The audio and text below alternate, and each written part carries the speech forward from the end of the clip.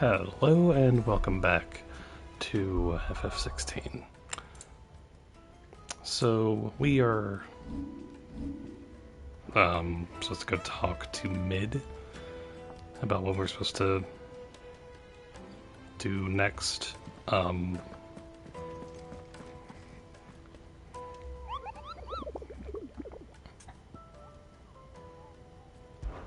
know there's not. There's this, but I don't. Investigating all work in the region is.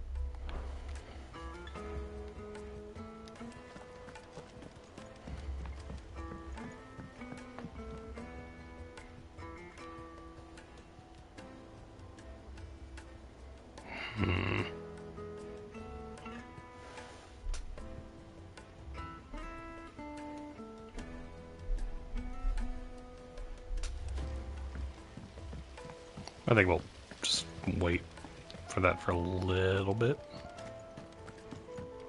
I'm gonna speak to Mid. I think Mid might need some help. If I don't come up with something soon. All right, Clive? What do you want? I'm going to visit Sid, and I thought you might like to come with me. Sorry, I'm too busy for all that right now. I've got to get this thermal displacement stack sorted. Thermal... Displacement stack. Here. And this is for...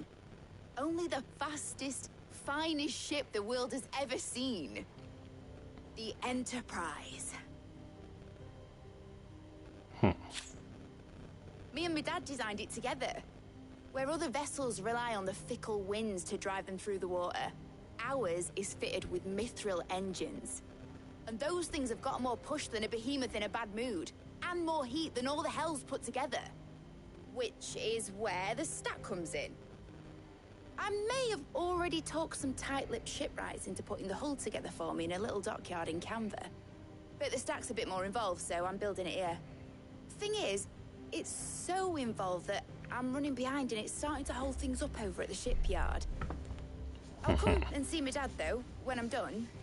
Whenever that is. Is there anything I can do to help? Good old Clive. I were hoping you'd say that. First things first, I need some parts meching. The stack will be made up of 3 major components. There's the plating, here, that channels hot vapors away from the engine. The helm over the top, that disperses all that heat into the air. And the shielding around the sides. That stops the rest of the ship from going up in flames. A full suit of armor, then? Probably best to take it one piece at a time. Then you'll need to start with the plating. Everything else fits onto it. I've got the designs and the list of materials here. Show these to Blackthorn. He'll know what to do. I can't make head nor tail of them. Luckily, you don't need to. Alright. Probably could have just done this last time, but oh well.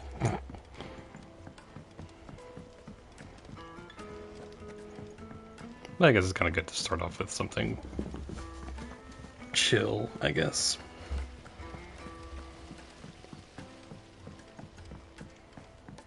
But I do plan on doing all of the hunting things, so. Just since a lot of them seem to be, like, the way the game is set up and whatnot, pretty manageable, so. Yeah. Of course, I say that, and it's going to be, like, some of it be super, super hard, which I imagine some will be, so. Blackthorn, can I ask a favor? Hell with it. It's for Mid. This my last chance to say I'm otherwise engaged. Spare myself the arseache. Go on then. What is it this time? She said you would know. Here.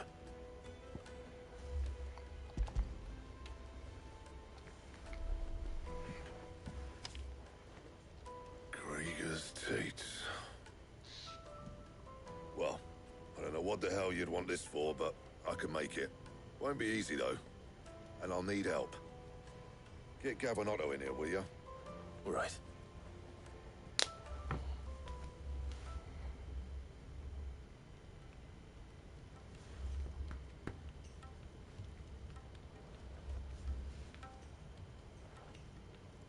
So Mid's roped us all in here again, has she? Typical.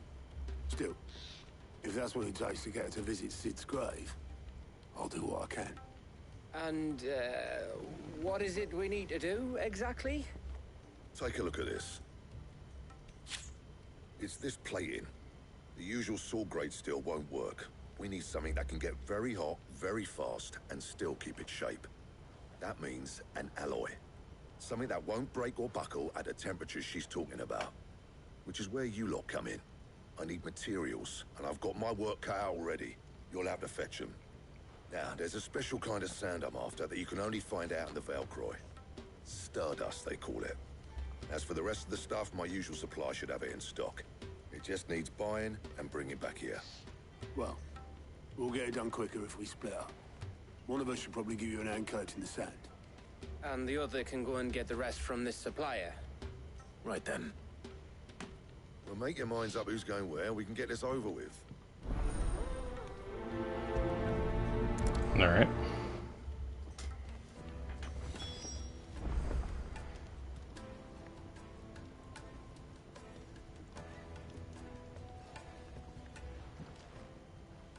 You going after the Stardust then, are you? Which one of these two lucky souls is going with you?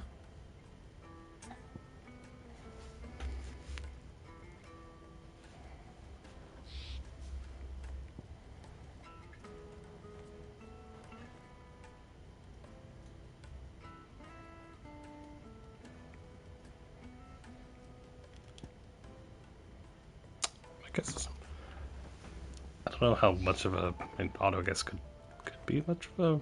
Gav seems pretty capable on his own. I guess Otto can go with me. Otto, you're with me. All right then. Where do we find this Stardust, and how will we know it when we see it? There's a river that runs through the southern reaches of the Velcroy. It's the black sand that washes up on its banks that you're after.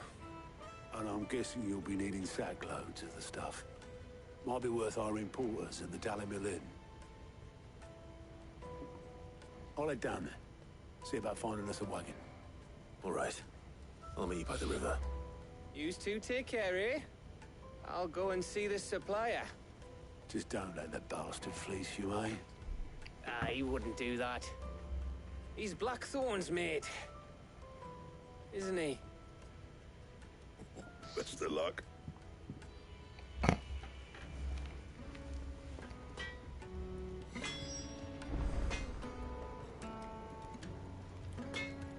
All right.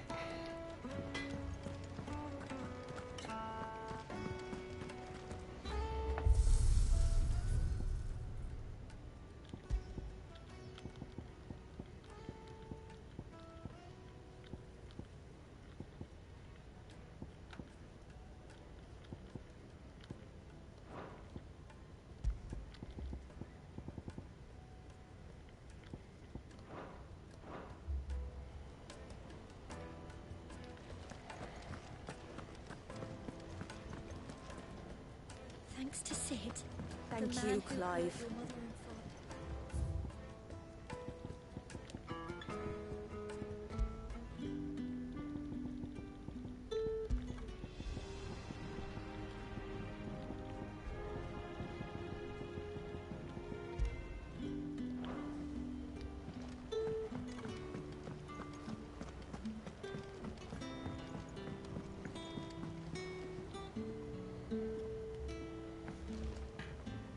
Okay.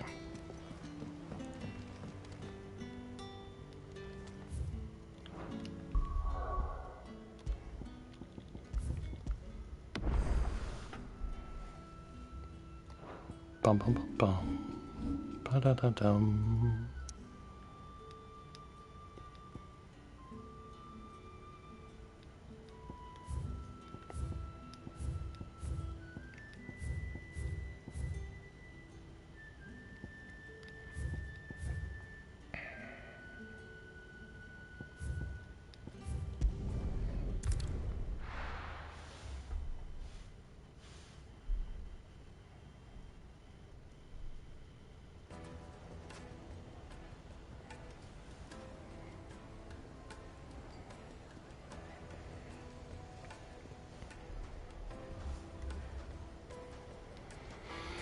Okay. Master Lubo says Drake's fat. I hear you've been busy. Stay Just a safe bit. out there. All right.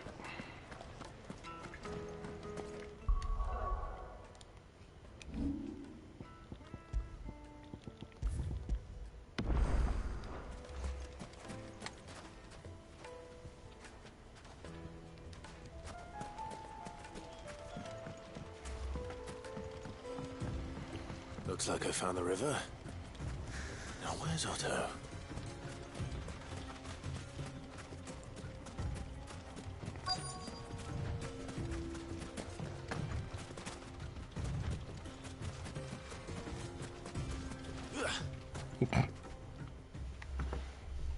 Otto, sorry I'm late. Oh, Clive. I had a quick scout about, and I reckon this area's our best bet. Seems Blackthorn's the only one who thinks smithing with his Stardust stuff's a good idea. It's just lying here, waiting for any old fool to fill his boots. But unlike any old fool, you thought to bring a wagon. Well spotted. Now get filling.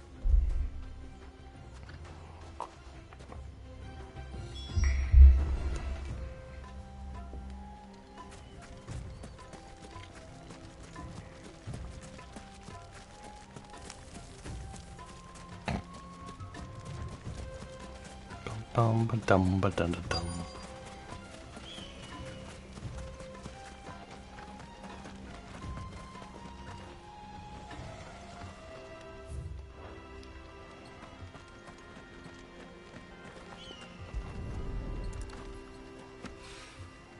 So this is Stardust. It just looks like black sand to me.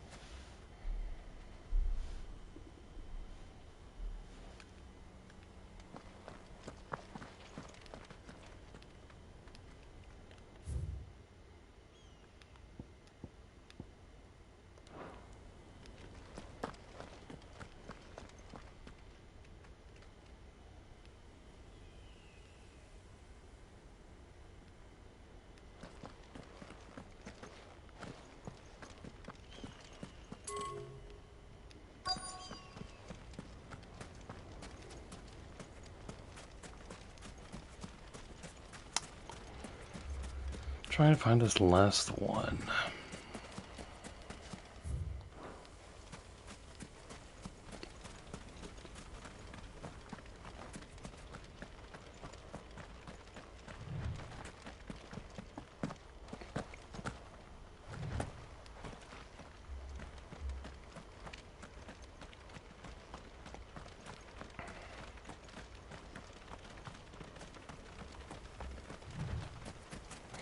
That was well hidden. That should be enough for now. Let's see how Otto's getting on.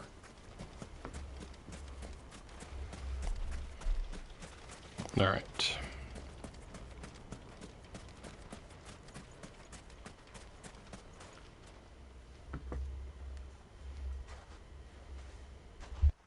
How much did you get? Enough. I hope.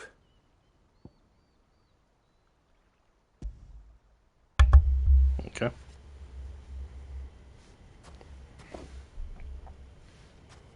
More than me. Put it all together and I can't see Blackthorn complaining. Much. Here, Clive. Do you fancy a walk?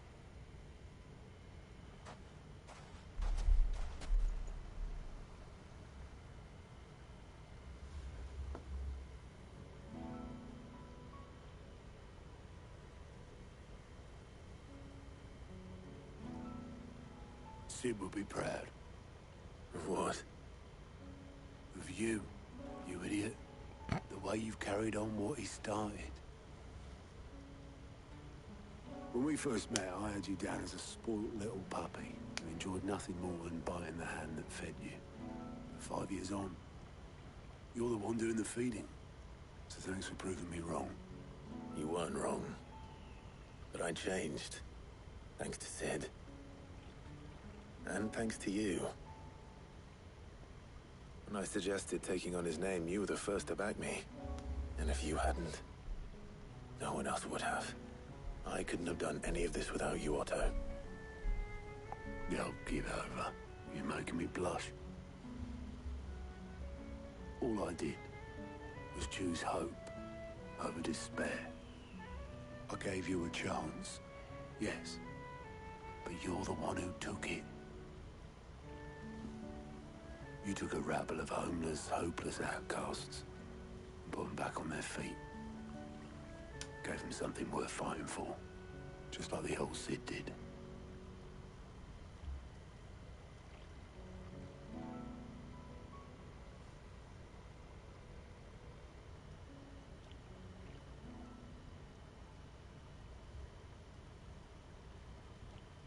About time I was heading back, I reckon.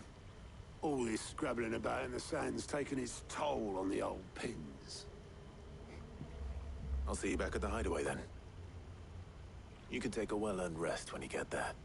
Oh, I plan to. Believe you me. But I'll make sure Blackthorn gets his precious black sand before I put my feet up. He'll only moan otherwise.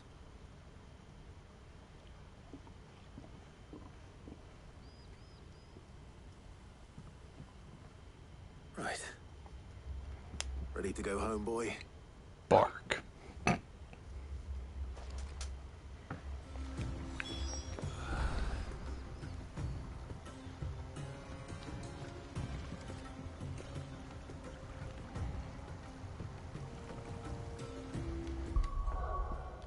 All right.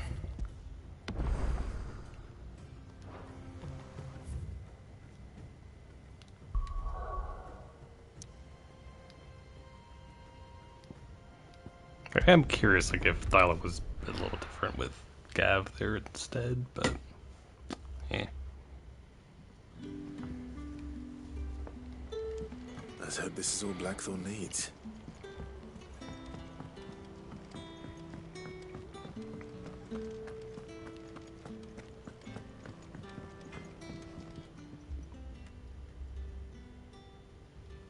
Blackthorn, got everything you need? Yeah. Yeah, I do. Cheers for the stardust. Should be enough to be getting on with. Nice to get out and about for once. Let's do it again sometime, eh?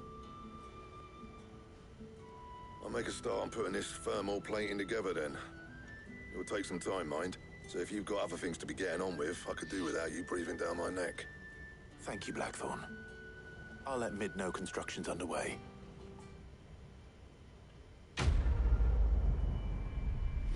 Nice.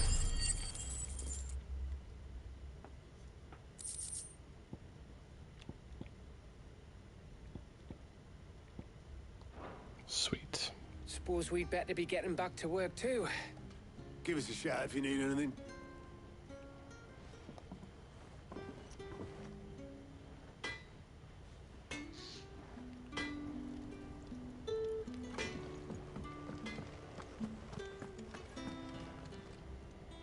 Well, don't just stand there gawping. Coin-purse weighing you down. Let's see.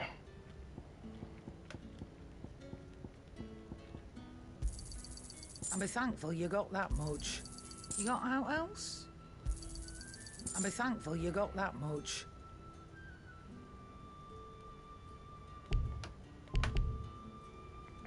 I just noticed the sell all valuables button. Come again. Or don't.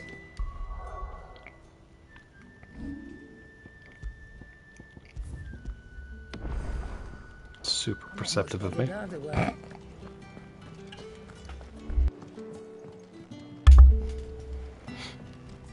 Alright.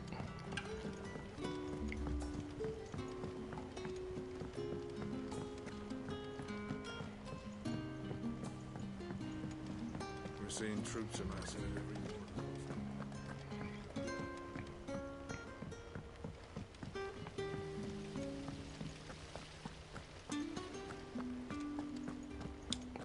Ba-dum.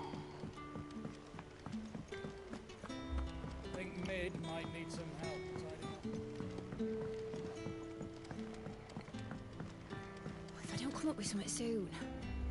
You'll be pleased to hear that Blackthorn started work on the plating. Excellent. 1 down, 2 to go. So, what's next? The helm, of course. For this, we'll be repurposing fallen scrap. Salvage from the ruins? I thought that material was all but impossible to work. Ah, but we don't have to. I'm sorry. Just so happens there's one particular ruin that's broken into exactly the right shape and size pieces for what we need.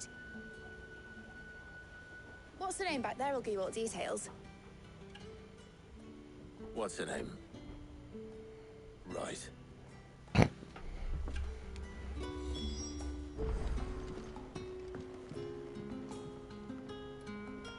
Oh, Sid, is this about the helm?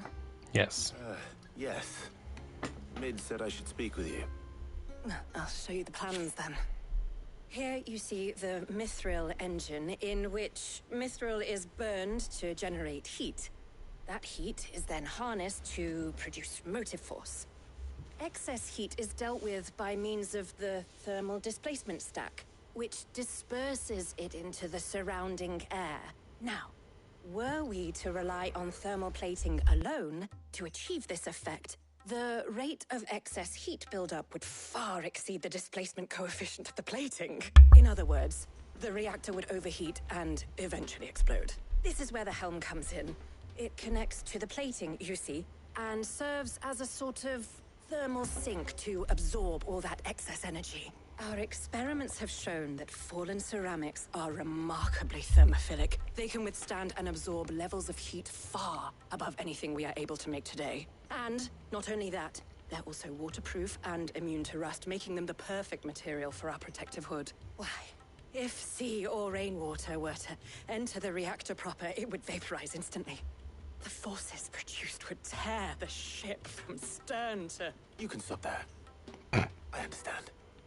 Mid said we might be able to use parts of a fallen ruin. Where would I find it? Ah, yes. It's in Lorbert's Pass, near Lostwing. The thing is, well, I probably should have arranged to have the pieces we need brought here sooner. You see, a certain unwanted visitor has taken up residence there.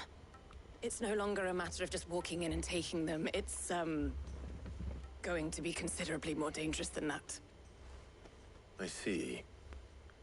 Then I suppose I'd better deal with this unwanted visitor for you. Would that help? Oh, very much. Thank you, Sid. I'll gather my team and head there right away. We'll meet you outside the ruins.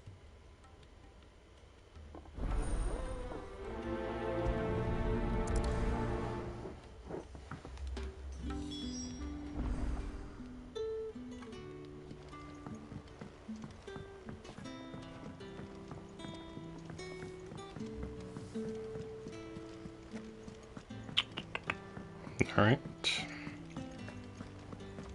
Bum, ba, da.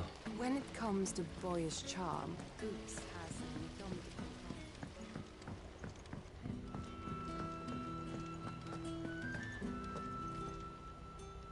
Welcome to the Patron's Whisper. Yes. Don't need 40 more for that. Come again. I may have more for you. I'm sure.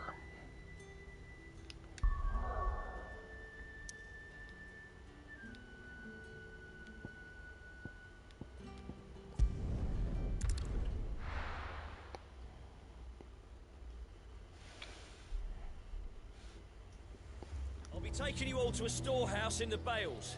Leave anything you don't need behind. Right.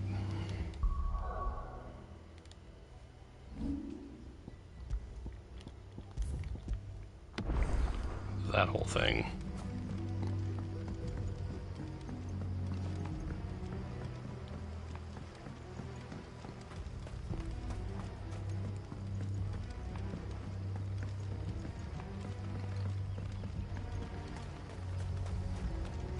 If you're ready, we leave at once.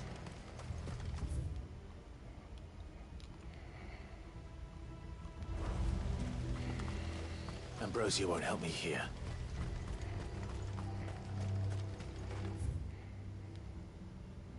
Gosh darn it.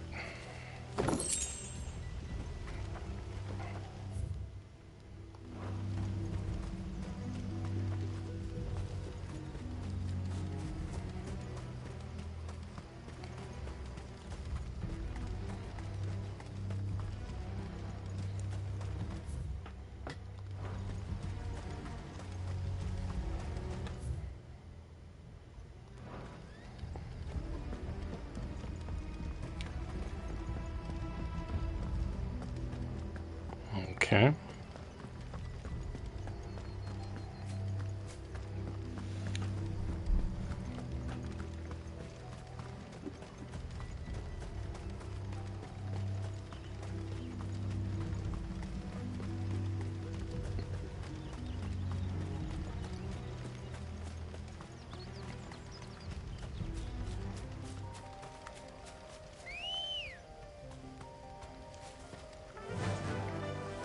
Faster!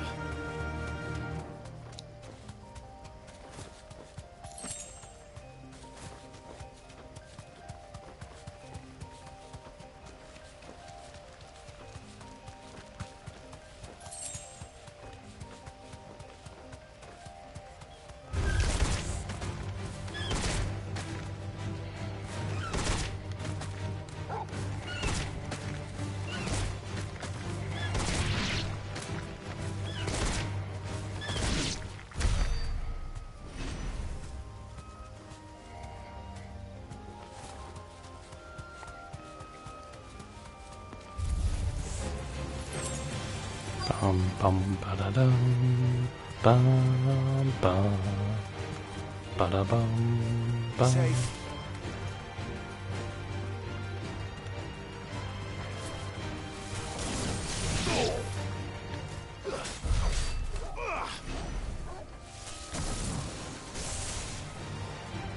Arise!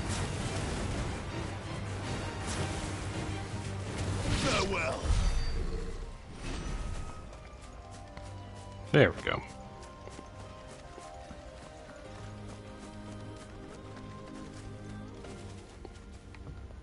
Oh, there you are, Sid.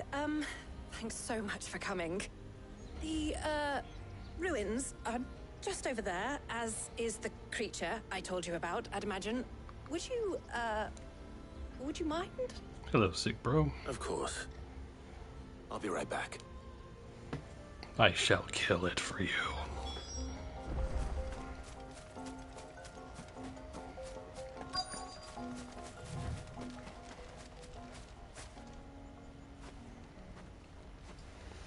Anybody home? Collecting and helping stuff for...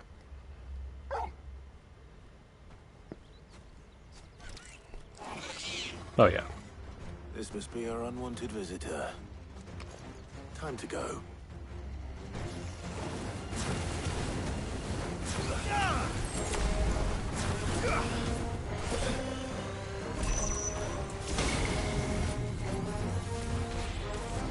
Not gonna get into that again.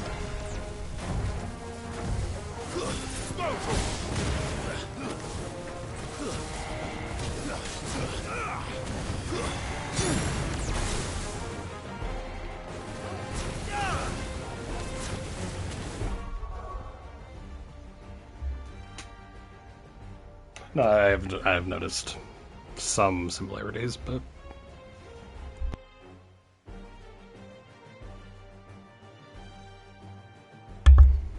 also with, like, I mean, game-wise also having the... Oh, 15 had a hunting thing with me.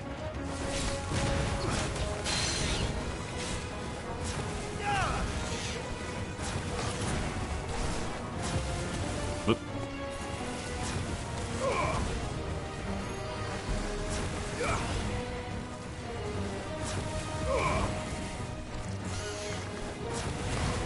I know they've mentioned they were inspired by a lot of Evilise stuff, which I'm fine with.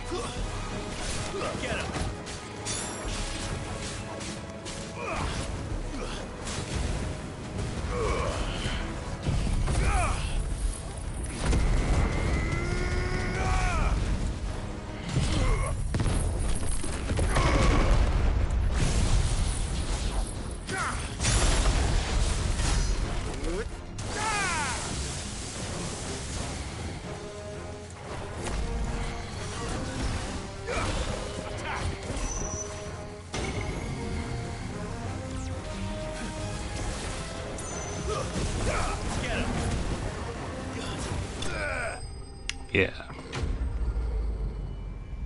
There we go.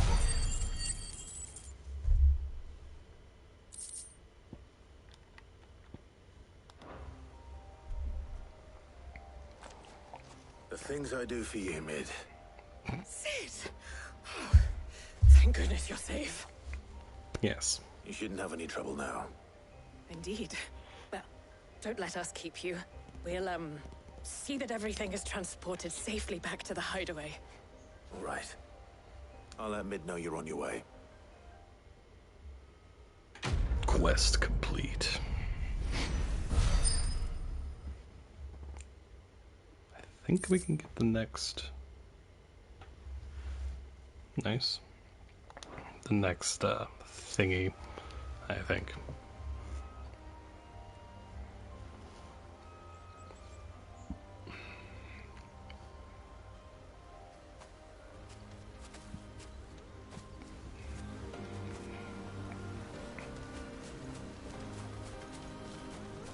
Your work is done, Sid.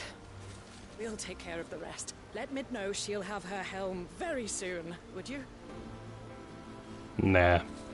Of course.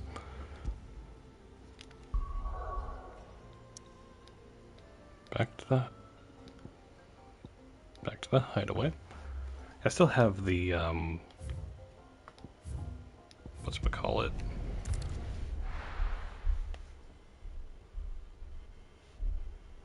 Breaker of Worlds hunt still available wherever that is, so...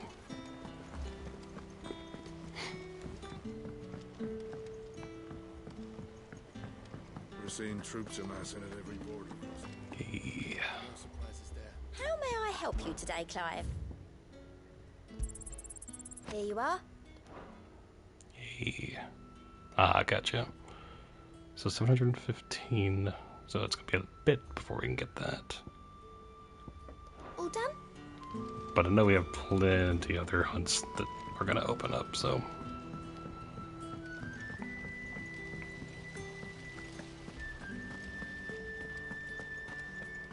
Oh yeah, like, we've taken down now, what, 3, I think? So...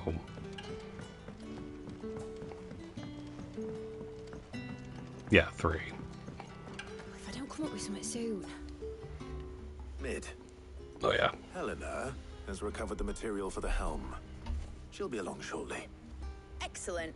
Another job well done. And just one remaining. Right. Right, the shielding. This one's a bit of a bugger. How so? The plating's enough to stop the engines going pop, but those things will still be spitting out enough fire to set the rest of the ship ablaze. Which is why you need proper shielding. A prism for the dragon's breath that's blazing away inside. I thought a triple thick layer of tempered steel might do it. Or more of the stuff that the Fallen use, but they'd both be too heavy. The helm and the plating are bulky enough as it is. Add any more weight and the whole ship would be at the bottom of the briny before we'd even started. I need something light. But I've racked my brains and I just can't think what would do it. Well, if I were in need of obscure knowledge, I know whose counsel I would seek. Hippocrates. Tomes? Yeah, well, I'd thought of that, obviously. I've got all the details written down here. Can you take this to him, see what he makes of it? Right away. Yeah, the Greek Crystal and FF12 was super, super good.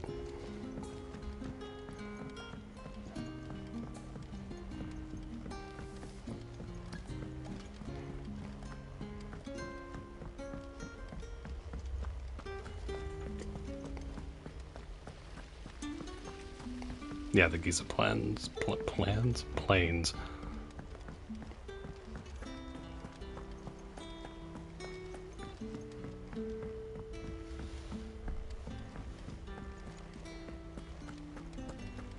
I spent a lot of time in Giza Plains, so, yeah.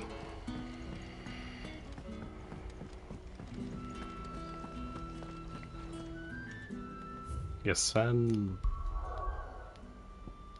brick, right? Yeah. Because we've been to Ball here, so.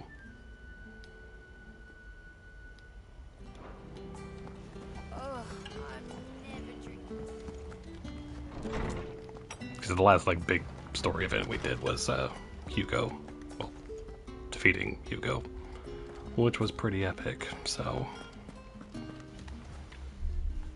Hippocrates, do you have the moment? For you, Clive, always. Well, actually, it's for Mid this time. Could you take a look at this?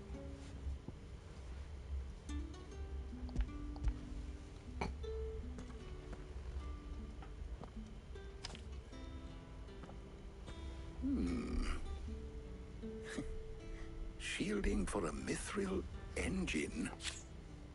Whatever will that girl think of next? What are these notes around the edges? She has some specific requirements for the materials. The shielding needs to be able to resist extreme heat on the inside, and yet remain cool enough on the outside not to set the ship alight, while also being light enough not to sink it. As you can imagine, she's struggling to find anything that meets her needs. I see. Yes. I wondered if you might know of a solution, or if you might be able to search the records for one. Perhaps it is not a different material she requires, but a different approach. What do you mean? Consider the lake we have made our home.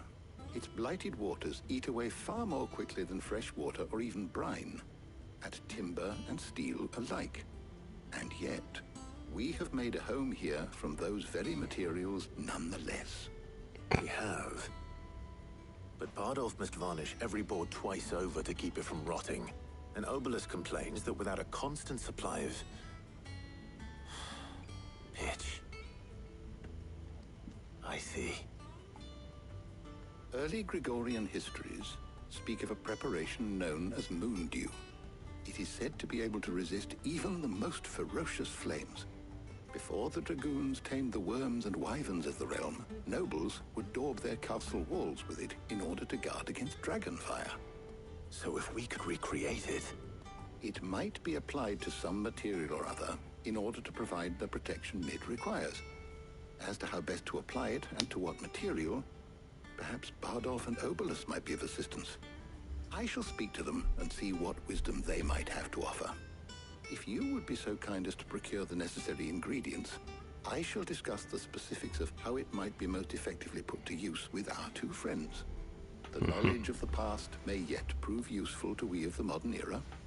Thank you, Hippocrates. And since you're asking others to help you, perhaps I should too.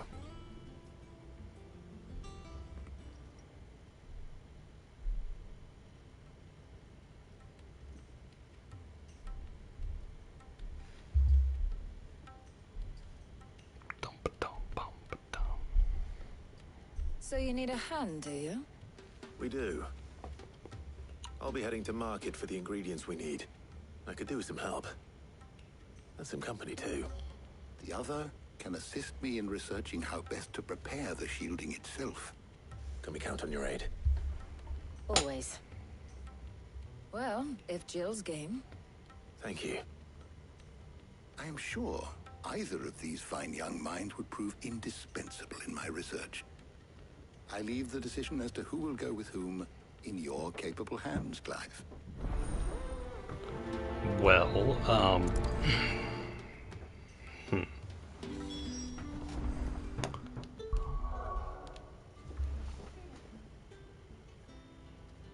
I do remember Dallin. I didn't really talk to him all that much, though. So... I do remember him, though. So, Clive, have you made your decision? Who will accompany you on your little excursion? Well, Jill. Very well. So then, what do we need to find? I have taken the liberty of preparing a list. Here. White chocobo eggs. Pepio nuts. Are you sure this list is right? Everything on here seems very edible. I would have thought the ingredients would be a little more exotic.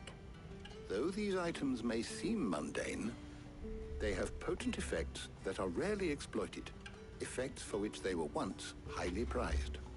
So much so, in fact, that they were harvested almost to extinction, hence moon dews having fallen from favor. Now, of course, they can be obtained with ease. You should be able to find everything you need at the market in Northreach. Is that so? I've been meaning to visit Northreach anyway. I'll set out now. Join me there when you're ready. Of course. I will.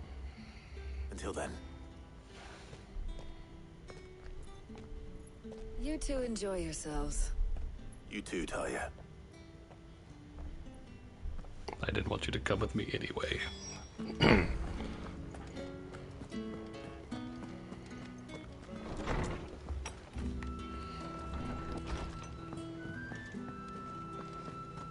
But no, I guess it's just, unless you have a... Oh, her ship lies still in harbor, her soul sails on the main. The breath of age is at her back, adventure in her veins. Nice. Very nice.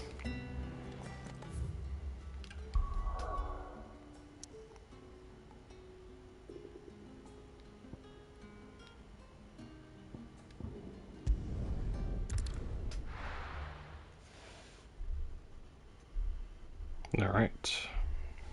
Now, where's Jill?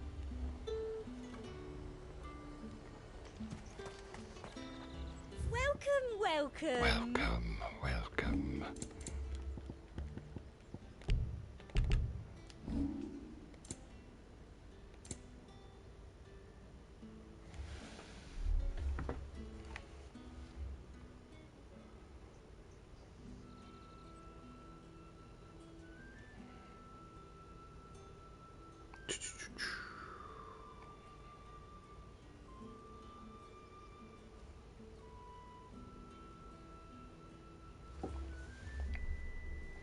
Come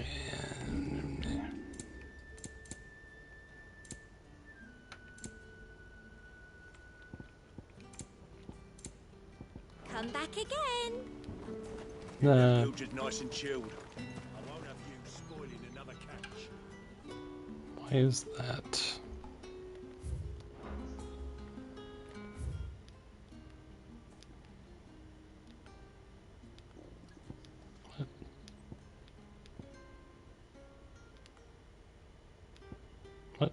What is this?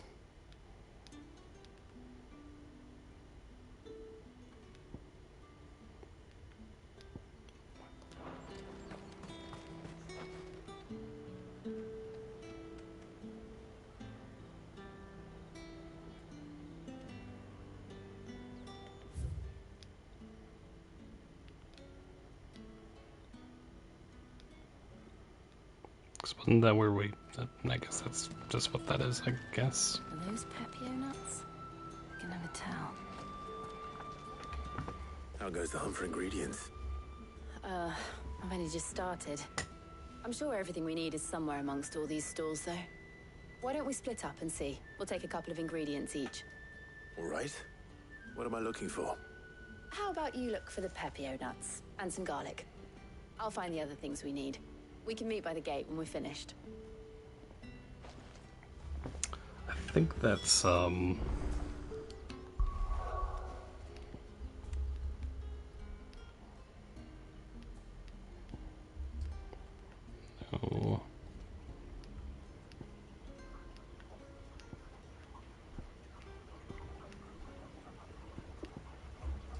Is it Lost Wing? I think it's Lost Wing. Yeah. Lost Wing is that.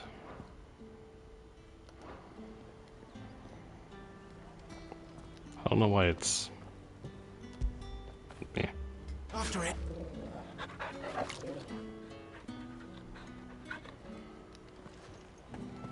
Up! You'll not find a bruised pippin in the... Fresh cuts! Come and get them before they're gone. What can I interest you in today? All of your garlic. I trust it's all here. You're always welcome here in Lost Wing. Alright. How the hell is anyone... Oi, don't touch anything. And? That's everything. Let's see how Jill's getting on. That was a very difficult quest right there.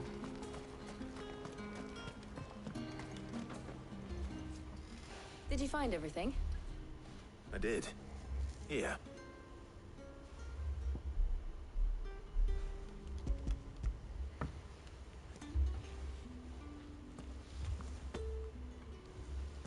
Garlic and Pepio nuts. Perfect. Sweet. Now all that remains is for Harpocrates to somehow turn all this into what Mid needs to keep her engine cool.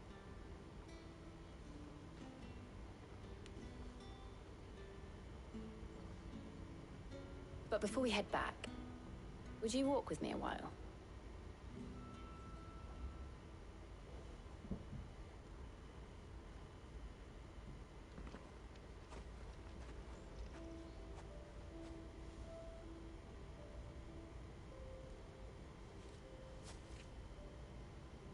Thank you for asking me to help you today. It makes a nice change. It does. It's good to get away from all the battle and bloodshed for once. Just being here reminds me of when we were children. Do you remember?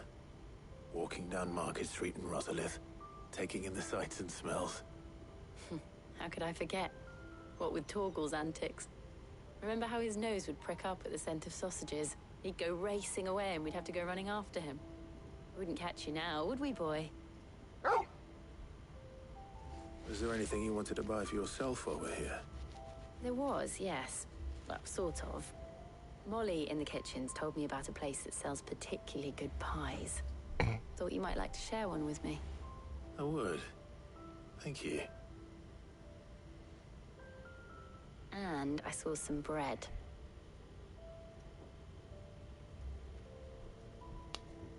Big white cobs like the baker back in Rosalith used to make.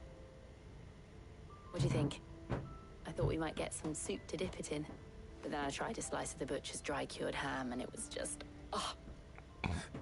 You all right? Sorry. It's just... you're right. I really do feel like a child again being here with you.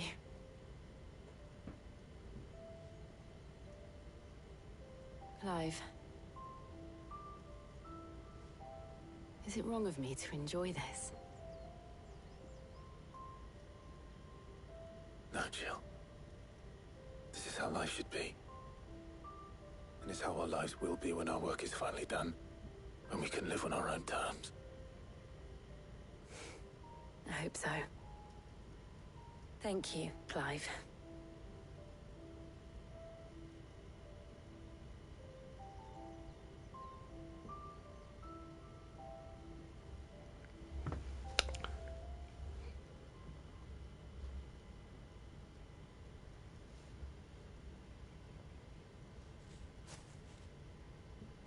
Well, I suppose we best be getting back.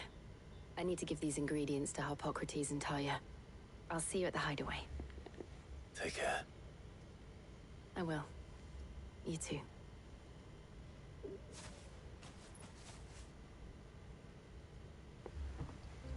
So, like, why would you not take Jill? I'm just saying. So it's just like a marker that's just gonna be... Oh. I don't remember even actually placing that. Oh well.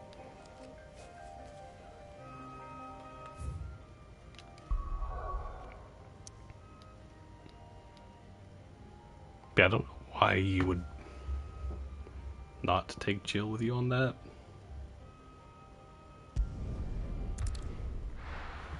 But whatever.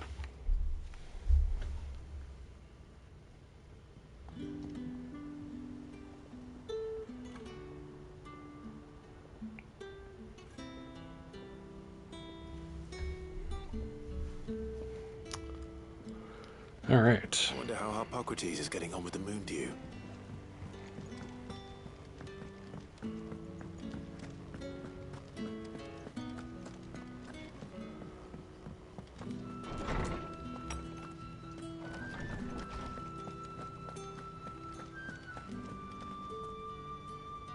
Welcome back. I hope you two had fun while I was busy helping Harpocrates. Clive. Harpocrates has all the ingredients. We were just waiting for you. How's work on the shielding progressing, Harpocrates? Well, very well indeed. And thanks in no small part to your kind assistance. I was just explaining to Talia how we might best go about preparing the moon dew. And now that we have all the ingredients, we may begin. You can count on me. I've mixed more than a few mysterious concoctions in my time. I'm sure you have. What about the shielding itself? Work is underway, under the watchful eyes of Bardolph and Obolus. Apparently, it'll be ready soon. Thank you. All of you. Right then. Jill, would you join me in the infirmary? Many hands make light work and all that. Of course.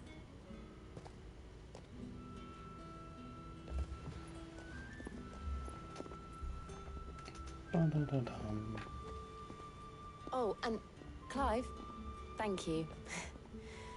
It was nice just being with you.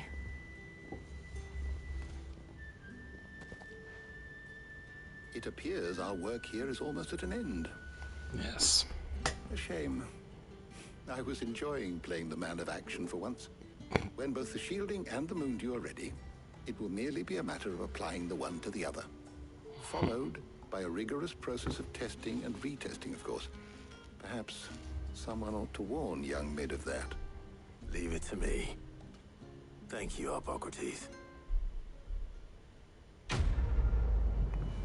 Quest complete.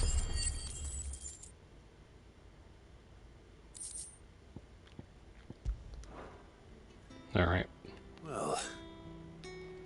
and give Mid the good news then.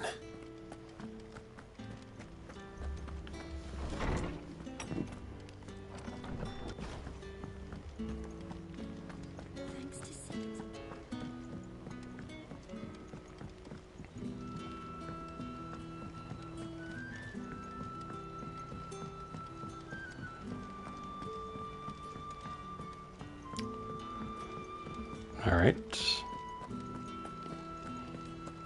Ba-da-da-da. Ba-da-da. Ba-da-bum.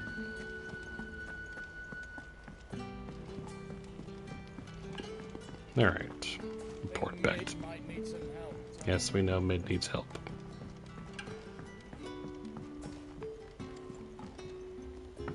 Sorry to keep you waiting, Mid. But you'll be pleased to know that work on the shielding is underway. You found something for it? In a manner of speaking, Hippocrates knew of a substance that's highly resistant to heat. A coating that should provide the protection you need. He's supervising the construction and testing of the shielding as we speak. Brilliant! I knew you wouldn't let me down.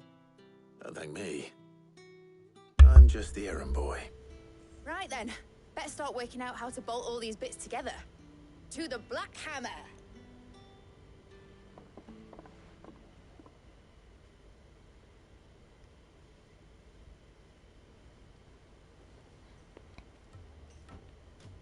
You know, when I got into the smithing game, I thought I'd be making swords and shields, not thermal bleeding didgeridoo-dahs. Displacement stacks. Same difference. Whatever you call it, I ain't putting it together in here. It's cramped enough as it is. Let's take this outside. Mid, you get all the parts lined up on the deck. I'll take care of the rest. On my way! Oh, and bring me the biggest hammer you can find. This is gonna require some precision walloping.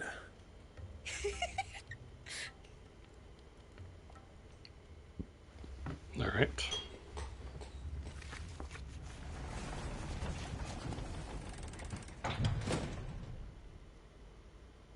Sometime later.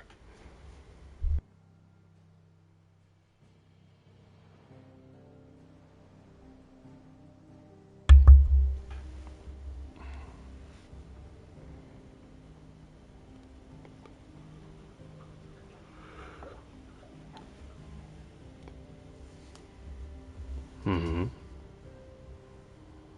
It's finished! It's finally finished! Fuck for that. I'll be feeling my hammer arm for weeks. Thank you, Clive, Blackthorn, everyone. That's one down and just 3 more to go. I'm sorry. Oh, didn't I tell you? The Enterprise has 4 mithril engines, and we'll be needing a displacement stack for each. You don't mean... Don't worry. Now they've got a finished one to work off. My gang in Canva can build the rest. Good. Good luck to them, I say. Right, I'm off to get a sling for this elbow. Any other work comes in, keep it to yourselves, eh?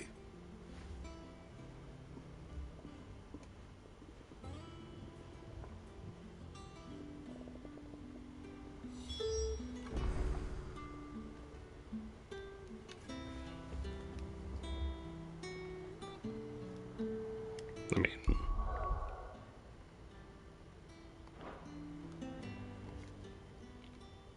What's the matter? Nothing. Just daydreaming. Thinking about the Enterprise sailing off over the horizon to shores unknown. Searching for a land untouched by the Blight. Just like me and my dad planned. So if the worst came to the worst and every scrap of soil in the Twins turned black, we might still have a chance. That's what she was meant to be. You see, one last chance just in case we needed it. But now she's so close to being finished, I've realized I don't want her to be that. I don't want her to be just a lifeboat for us to cling to if things get desperate. I want people to sail aboard her by choice, not from the lack of it. In a world where we're not just trying to survive, but where we can actually live. I'm working on that. And I'll do everything I can to get you what you want.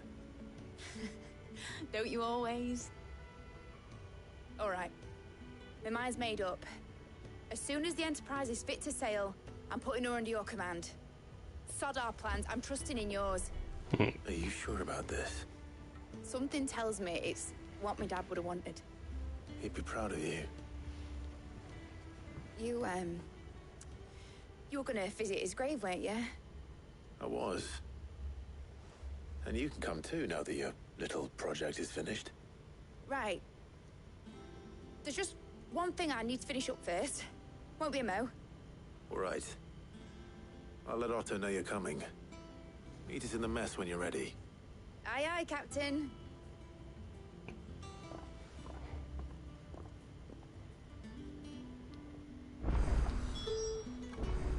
I feel like we need like Ferris here with us or something like that.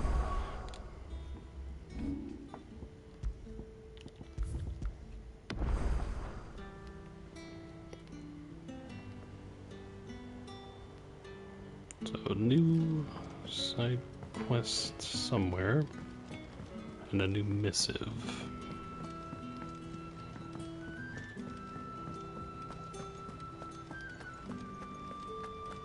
You cracked the crystal too? You're joking.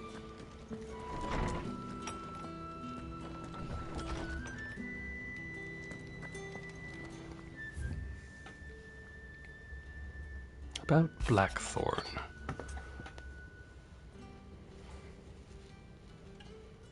Cheers for your help dragging Blackthorn out of the dumps the other day.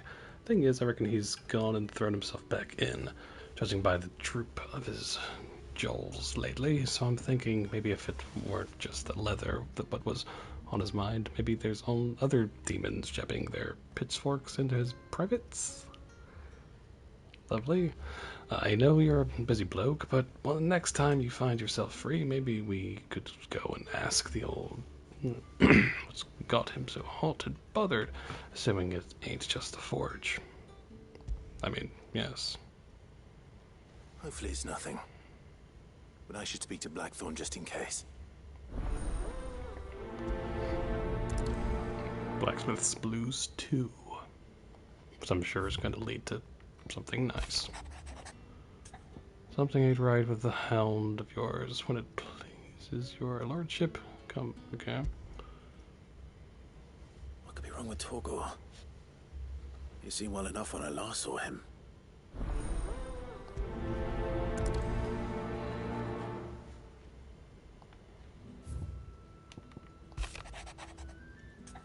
I was thinking through the hideaway ledgers at Otto's behest and might have come across something that might need your attention. Maybe, and by that I mean immediately. You know where I'll be. Trouble with the ledgers? Shouldn't he be asking Otto for help?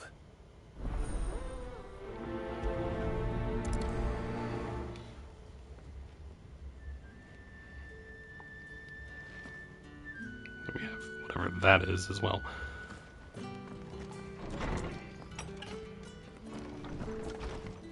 Since we're on this side, we might as well just go and see what they need. I got your note. You think something's wrong with Torgor?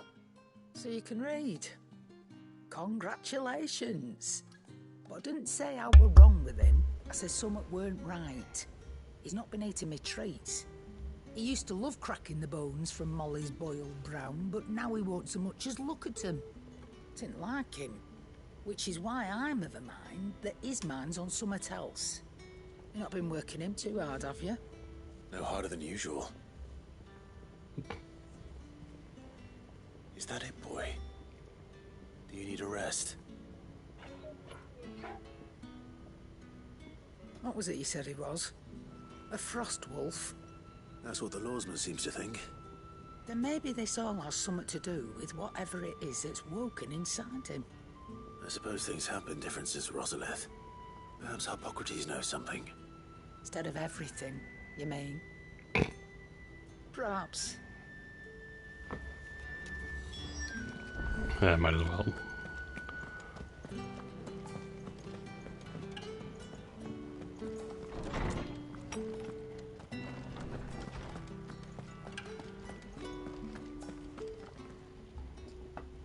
Oarsman, I need to ask you about Torgal. Something's not right with him. He isn't ill, is he? I don't think so. But according to Lady Karen, he seems to have lost his appetite, which is certainly a new development. She says he's hardly been touching his bones of late, and she believes it may have something to do with what happened at Rosalith Castle. I rather think she might be right, though not about his appetite. All canids are instinctively inclined to crack open bones for the rich marrow that resides within, and I see no reason why a frost wolf should be any different.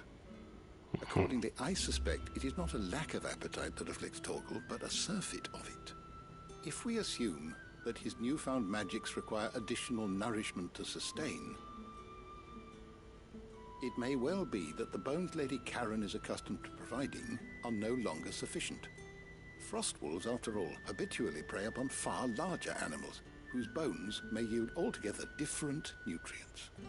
As to where one might find a suitable substitute, some antelopes that graze the meadows of eastern Rosaria have been known to grow to a size more than double that of their lesser cousins. I don't recall ever seeing any that large. And little wonder. The oldest and largest such creatures rarely leave the safety of the highlands for fear of predators. The last elder antelope sighting I recall hearing about took place near Cressida, and that was long before the village was abandoned. Even so, it seems like a good place to start. Good hunting, Clive. Alright, so that's taking us that way. Let's go talk to Blackthorn.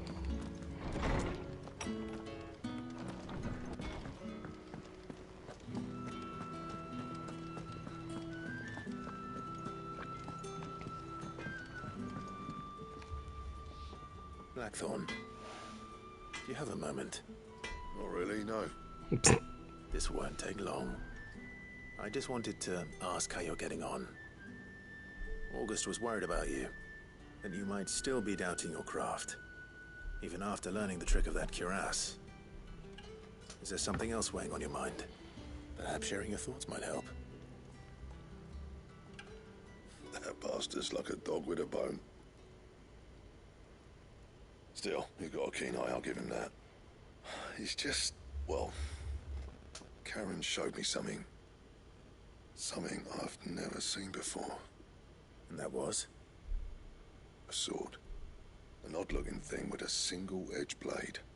The metal itself wasn't anything to write home about, but fuck me, the edge on it. You could slice a man clean in two with a weapon like that, and he'd be halfway home before he even realised he'd been cut. So that's what's troubling you? Nah. Not troubling me exactly. More distracting. Can't stop thinking, how do you get an edge that sharp? It's driving me mad. If you knew how to do it, we could arm the curse breakers with even better blades. That's about the size of it, yeah. I'll see what I can find out. Sharper swords are always welcome. And we can't have our master blacksmith being distracted. You're a soft touch, you know that. But I can't say I'm not grateful for it. Good luck, eh? Thank you. Alright. Let's see what Karen knows about this sword.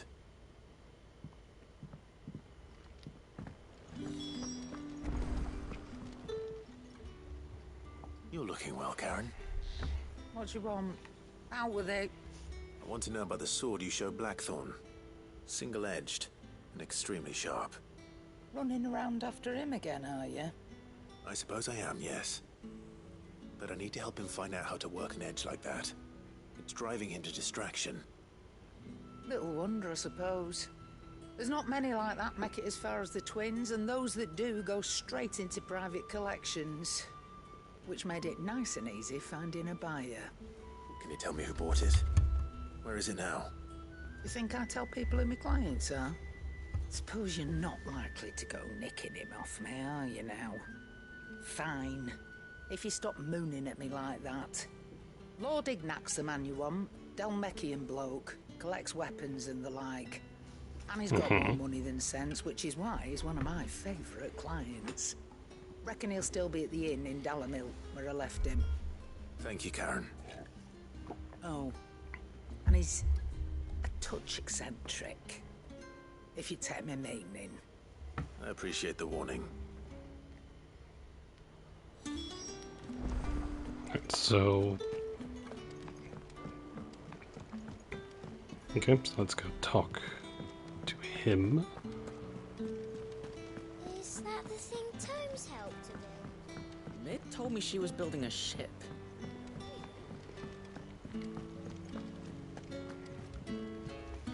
Clive, did you get my letter? That's why I'm here. Shh. Otto might be listening. Is this better? Little. Listen. I've some Is bad this news. better? It turns out the hideaway may be slightly behind in its payment to certain lenders. And it's maybe my fault. But I swear to the goddess, I thought I had the numbers square. Sadly, that square turned out to be more of a circle.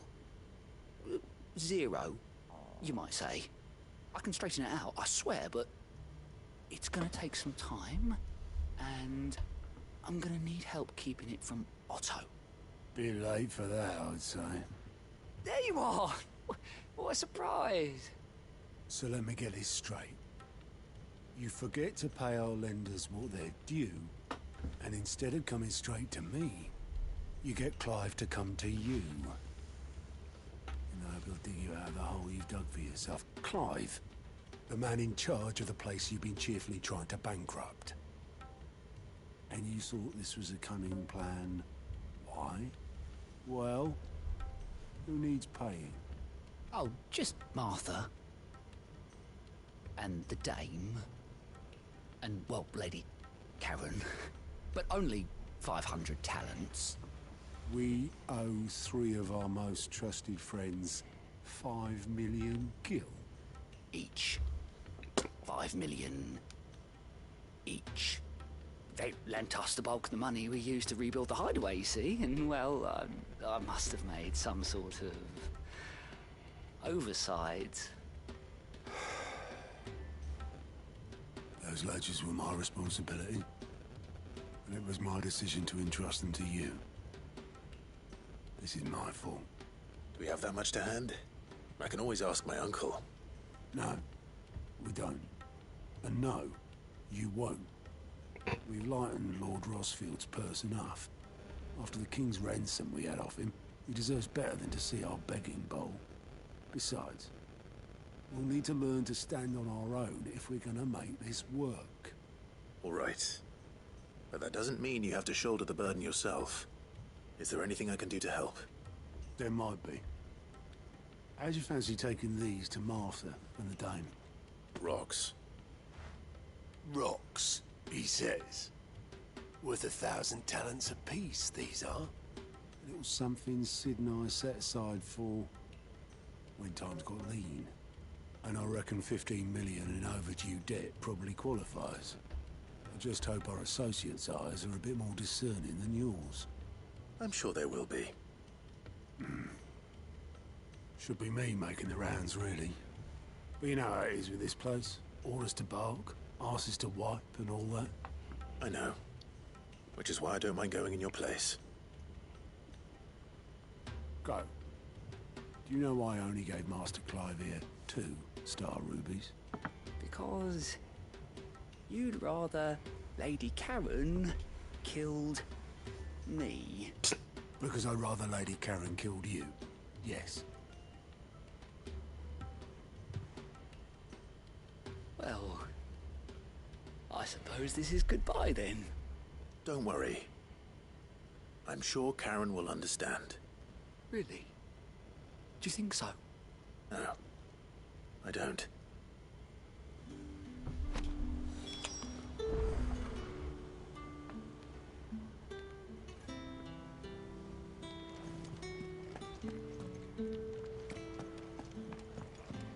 Probably might as well go ahead and also just pick this one up as well.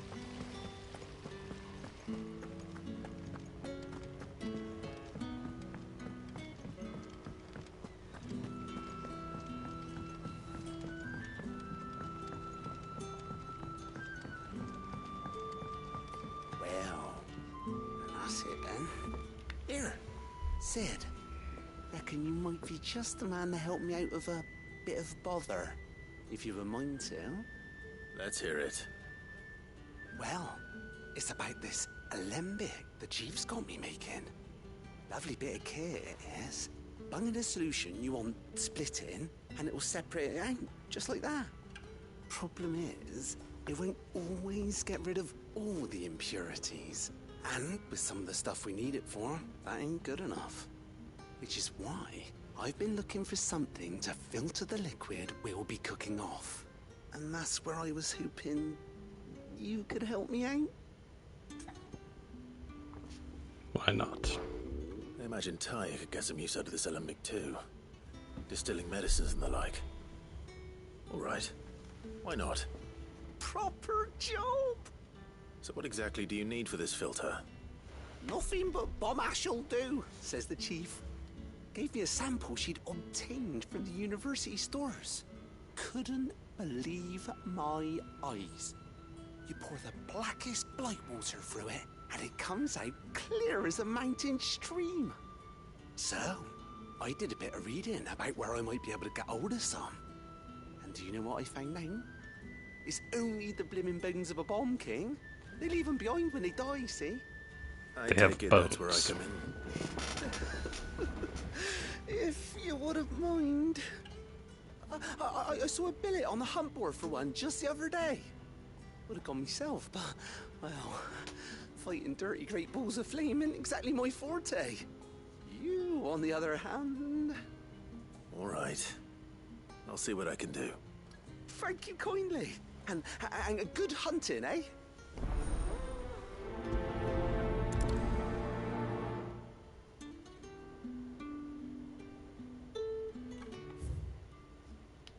All right.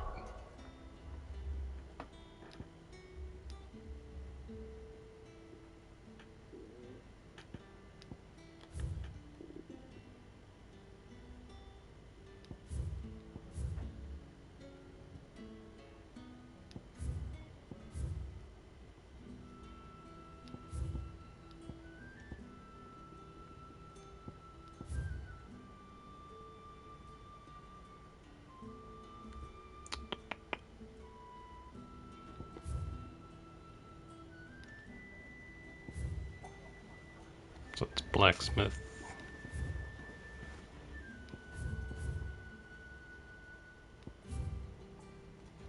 Wait.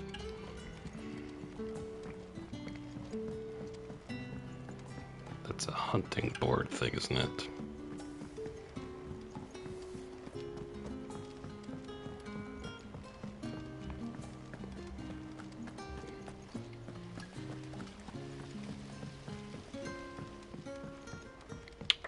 Alright. Kupo, Moogle, Kupo. Are you on the hunt for a bomb king, Kupo? If so, I have a billet there that might interest you.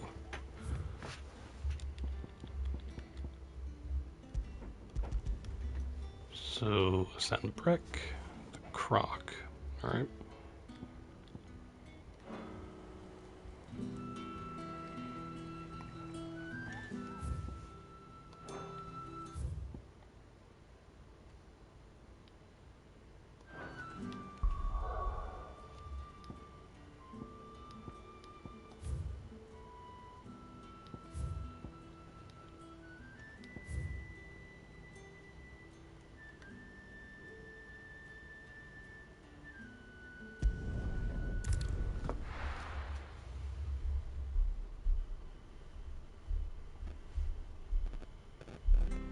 There are two things to do here, so...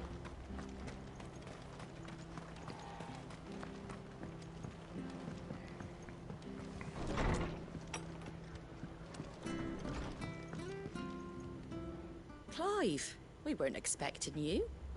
I wasn't expecting to be here, but it seems we still owe you a considerable amount of coin for your help with our rebuilding efforts. And though I doubt it's what you were expecting, we were hoping you'd take this as payment. One of 3 brilliant gemstones acquired. set aside by Sid for a rainy day. Although now deems that day to have arrived and wishes to use rubies to pay off 3 outstanding debts to Lady Karen, Martha of Martha's Rest, and Isabella the Vale.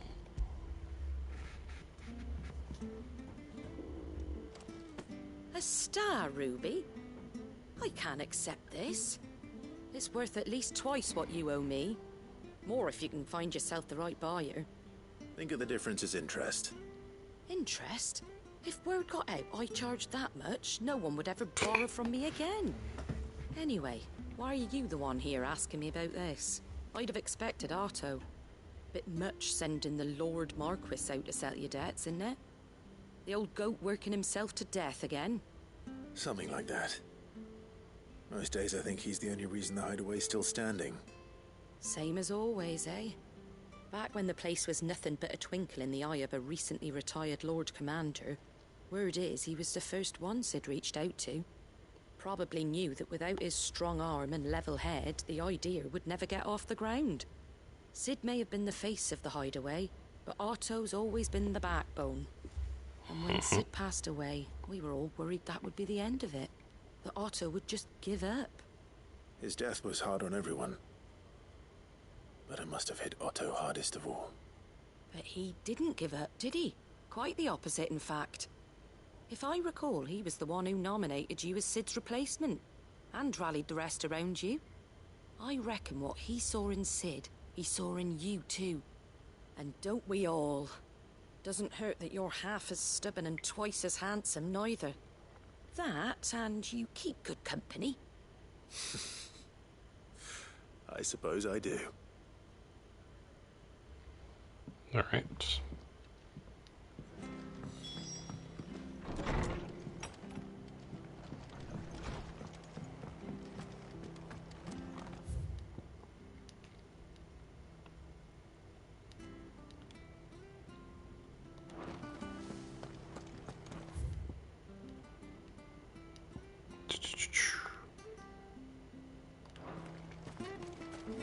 Let's go take care of that over there.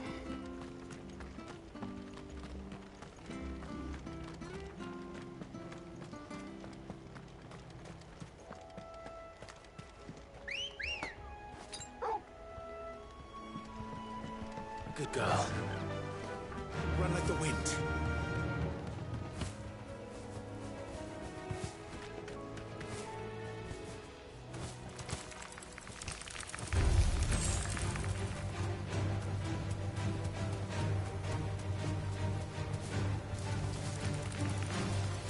Bum bum bum bum bum bum bum bum bum bum bum dun dun dun dun.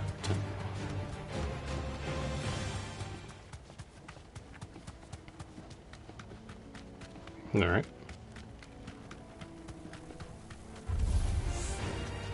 Bum bum. I went the wrong way.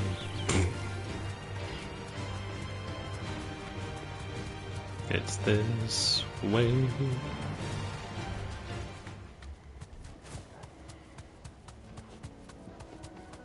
Well, it's certainly quiet. If I were a giant antelope, it would seem like just the place. Clive, the giant antelope. I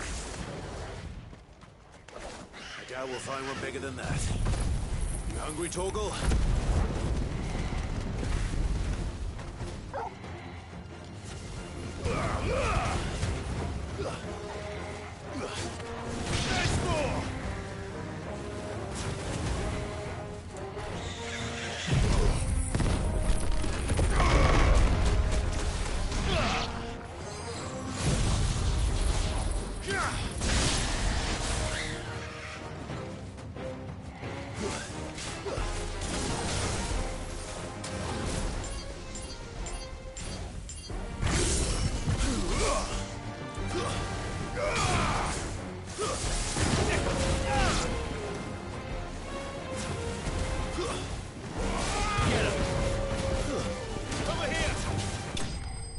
Nice.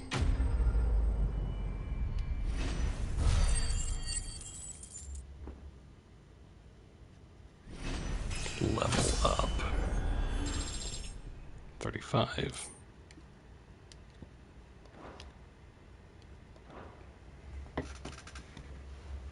Now.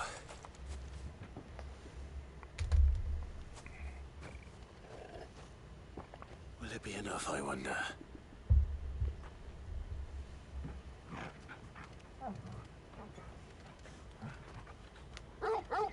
Bark, bark. I say that answers my question. Which means we owe the lawsmen our thanks. Nice. Just a big puppy, aren't you? A very big puppy.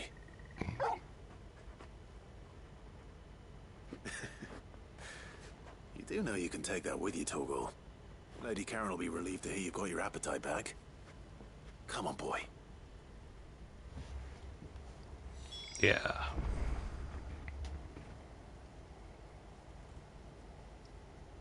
All right.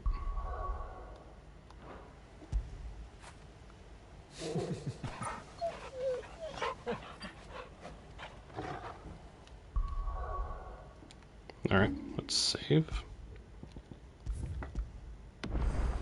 Especially since we got level 35.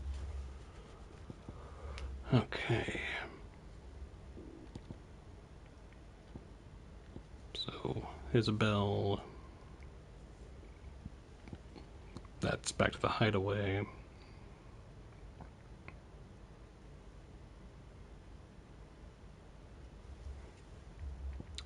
Okay.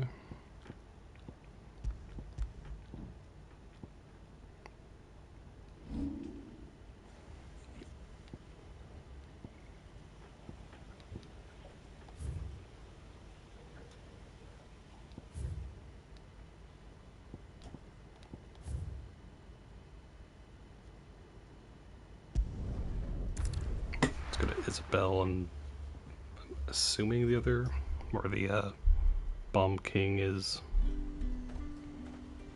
somewhere in the area.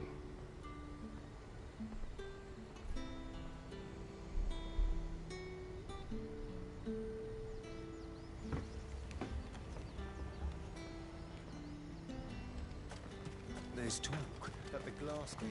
This is Sunbrick, so.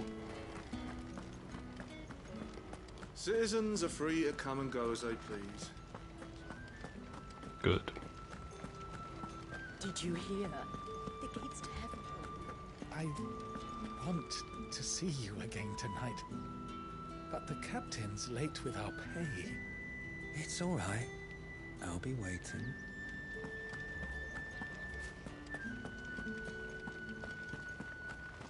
Time was there were great coin sacks swinging from every belt in town.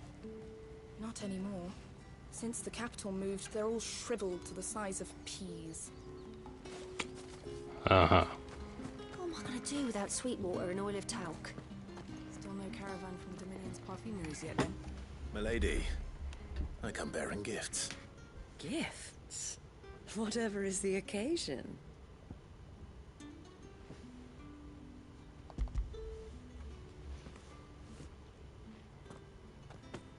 Oh my. Clive, you really have outdone yourself. Otto asked me to give it to you. To settle the hideaway's debt with the Veil. And to compensate you for the time it took us to do so. You disappoint me, Clive. I thought you might finally be warming to me. Tell Otto he can keep his baubles. I tried to tell him as much the first time around. The man owes me nothing, nor does the hideaway. My contribution to the restoration effort was made freely and willingly. It was the least I could do. You once told me Sid did you a kindness. I'd like to do the same. Please, accept it. For my sake. And for Otto's. For all of us. For all you've done. It is rather fetching, isn't it? Very well. Otto is lucky to have you, Clive. I doubt anything could ever replace his son. But you and the others at the hideaway are the closest thing he has to family. Otto had a son. Long ago, yes. Sid told me Otto lost him when he was just a boy, and blamed himself for not being able to stop it. I don't know how it happened, whether there was anything he could have done, but it was clear that it weighed heavily on him. I didn't know. How could you have? I doubt anyone did. Besides Sid, I've never met a man more keen to bear his sorrows in stoic silence. An ill habit, given that both have always been surrounded by friends desperate to help them. I'm beginning to see that.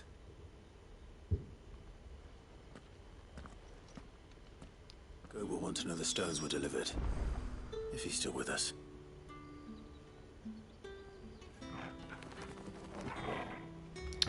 Alright. So the Bomb King is...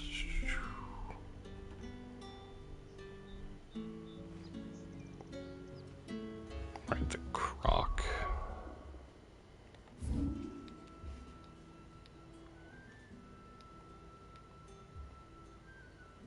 Wherever the heck that is.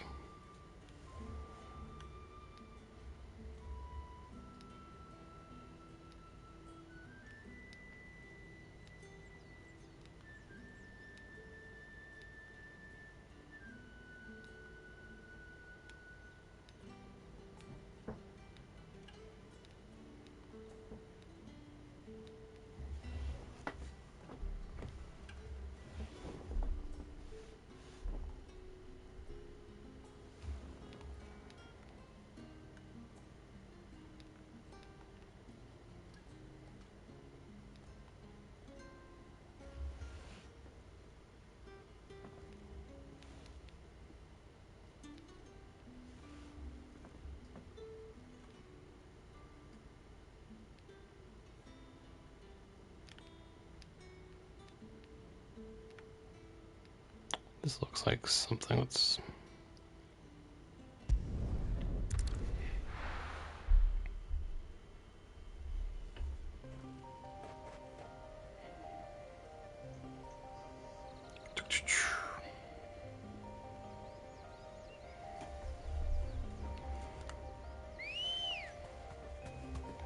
Let's go here. Faster!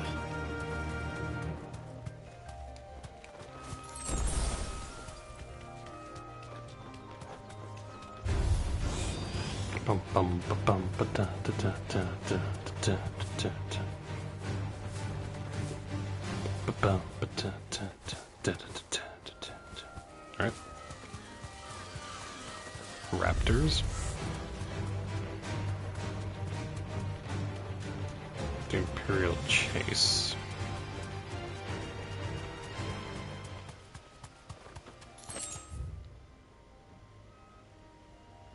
Okay.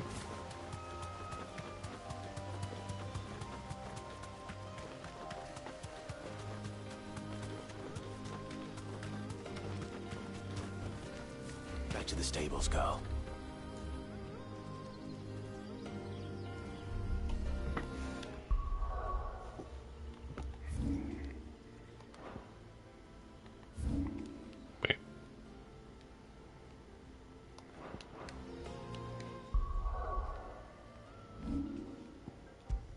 Saving.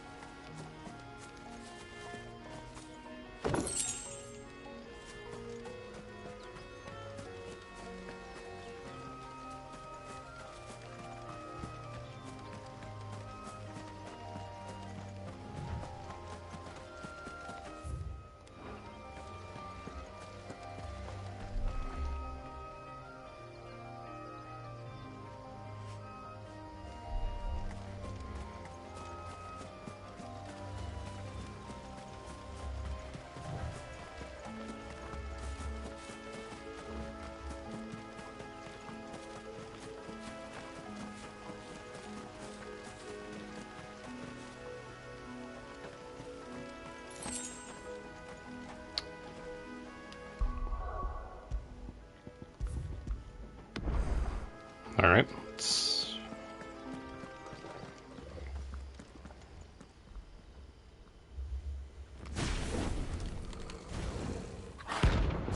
Bomb King. Ba-da-da. Look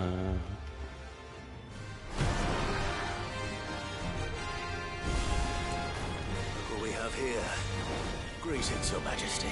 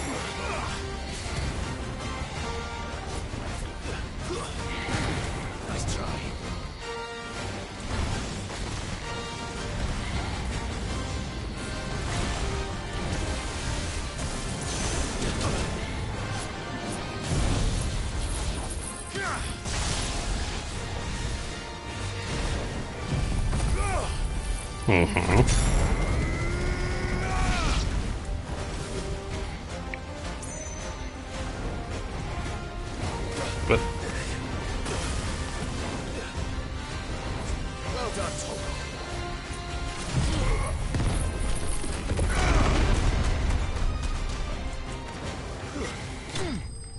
nice.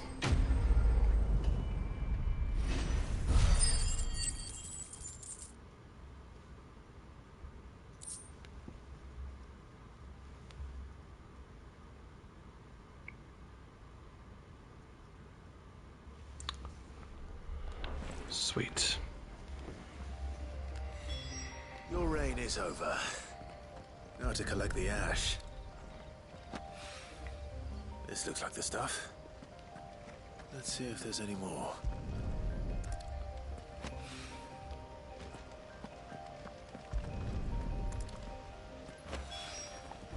That should do it.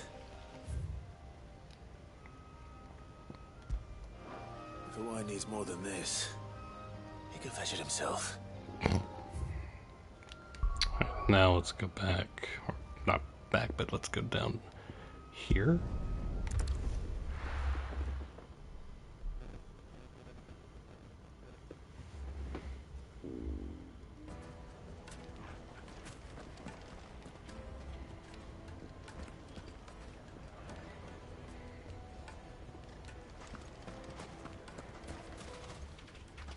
Our hero returns. No, you don't have things. Always Drake's fang has fallen. Does that mean the furnace is going to stop? People take notice of wealthy men. Shouldn't be too hard to track down Karen's collector. They're saying Drake's fang is gone. The whole mother crystal gone. What are we gonna do? Calm yourself. We don't know for sure. It could have just been a tremor. Here, I've got this theory. The fallen, I don't think they all fell. Some of them are still living among us. You could be one of them. I could be one of them. Mm-hmm.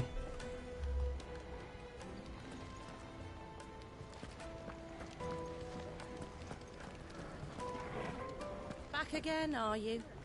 Any more trouble and you'll be barred for life, however deep your friends' pockets might be. Yeah. Welcome. If you're hoping for a bed, I'm afraid you'll have to look elsewhere. One of our wealthier patrons has purchased the use of every room, hoping to keep out the riffraff, as he puts it. Really now. My reputation will be ruined! Ruined! Calm yourself, Lord Ignac, I beg of you, before you do yourself a mischief. Pardon the intrusion, but... Out! Get out! I paid for these rooms so I wouldn't be disturbed. Leave me be! Please, allow me to apologize. His lordship is going through a difficult time, and he's never been fond of guests arriving unannounced. Radim! Get rid of the filthy oaf this instant! Very good, Lord Ignac. Would you mind stepping outside for a moment?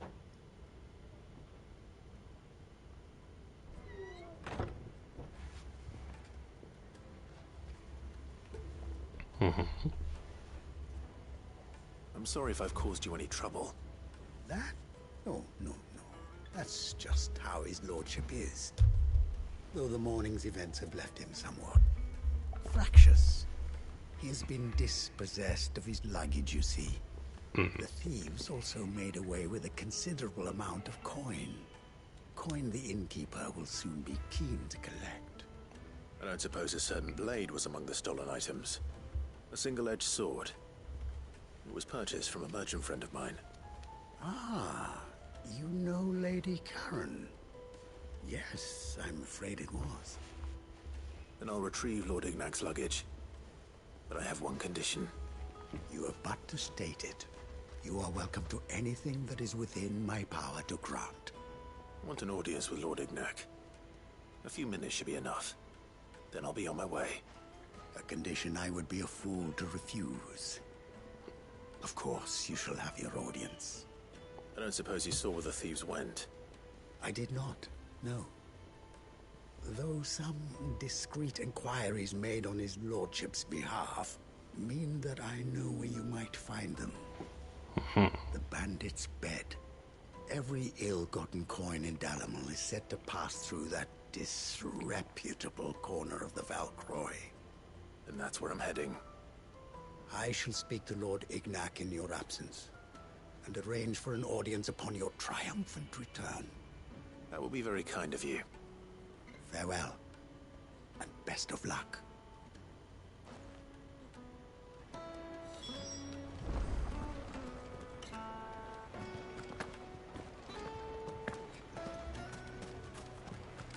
All right.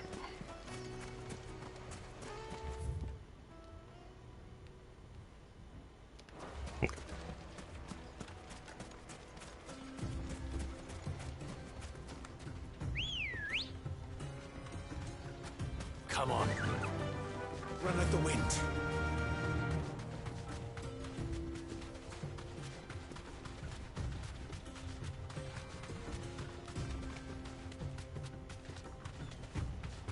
Bum, bum, ba-dum, ba-dum, bum.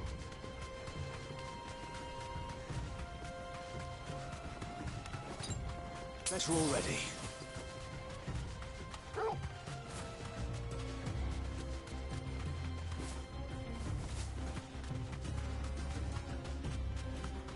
Bum, ba-dum, da-dum, dun, da-dum, da-dum, dun, da-dum, da-dum, da-dum, da.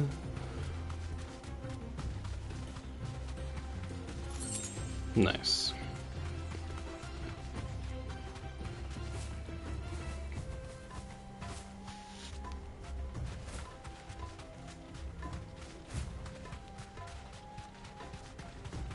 Back over here, I see.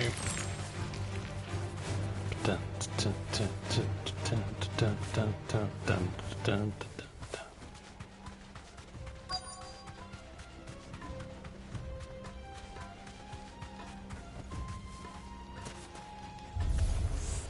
Hi. Company. Yes, you do. Come on, lads, let's tear the bastard's head off. So very nice of you.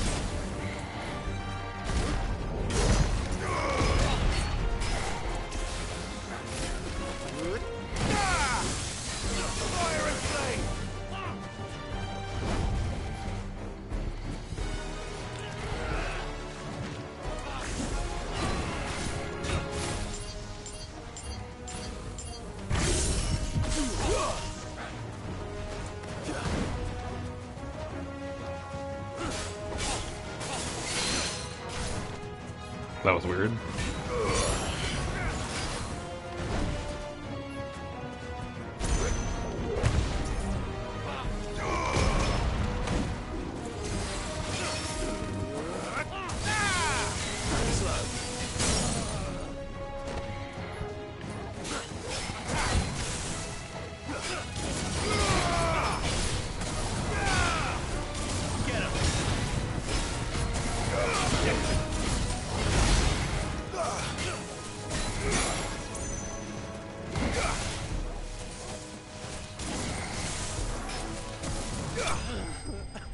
Nice.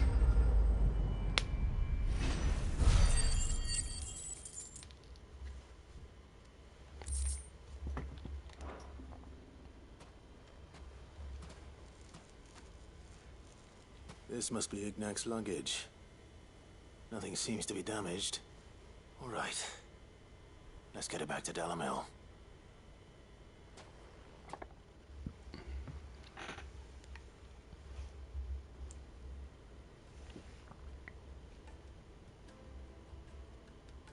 I hear I have you to thank for the return of my effects. What shall I call you, my good man? Death. Glad to make your acquaintance. A formidable name indeed. Well, Wyvern, I appear to be in your debt. Redeem here tells me you wished for an audience. Is that all? A few moments of your time should suffice, yes. You're a peculiar fellow, Wyvern. All right. Speak. Master Wyvern was wondering if you could tell him about a certain single-edged sword you recently acquired. Oh, a true work of art, that one. Karen drove me hard on the price, but I would have sold her Radim here to get my hands on that sword. It was made in the Outer Isles, far beyond the Twins, and is used exclusively by the practitioners of a unique school of swordsmanship. They believe no combat should ever exceed a single strike, and hone their blades to such perfection that none ever does. Each sword is made for that one perfect stroke, and for that stroke only. They crack upon a second blow. There's a brutal sort of beauty to it, really. But how do they hone such an edge? Fine question. Why, they use a whetstone, of course. Whetstones, rather. A whole array of them, ranging from the coarse to the fine. 10,000 licks with the sharpening stone, then 10,000 more. But it is the final stone which lends the blade its legendary sharpness.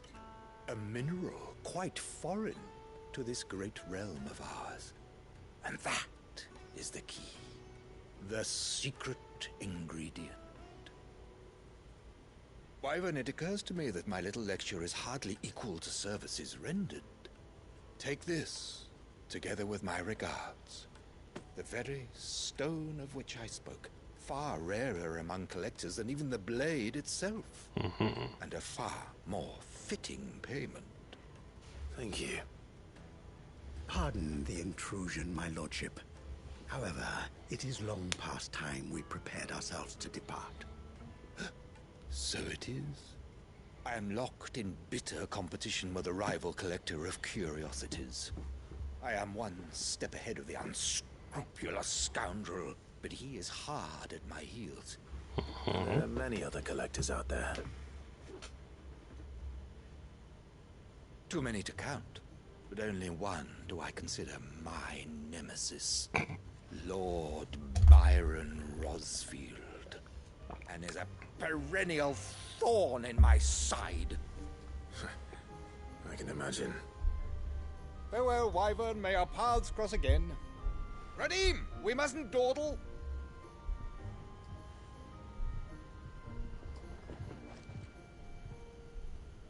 I think his lordship is rather taken with you, Master Wyvern. Thank you again for your assistance. Coming, my lordship. I'll be right there.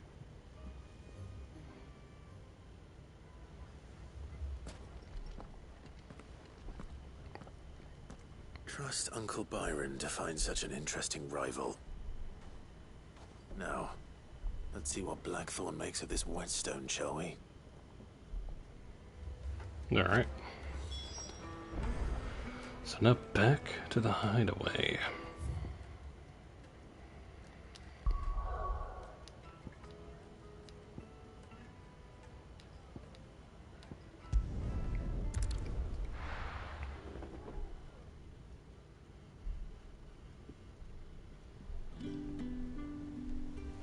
Bum ba dum. Oh, since we're over here, might as well.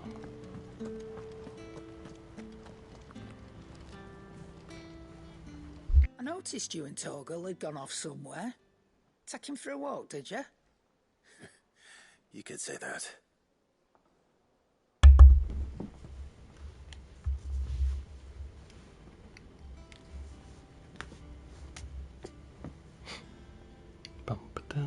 So, Molly's leftovers weren't good enough, eh? That'll teach me for treating you like you're still a pup. Bark. All right, no need to shout. Now we know what you're after, I can see about getting some in. Speaking of which, I brought one for later. Can I leave it with you? I brought 5 actually, but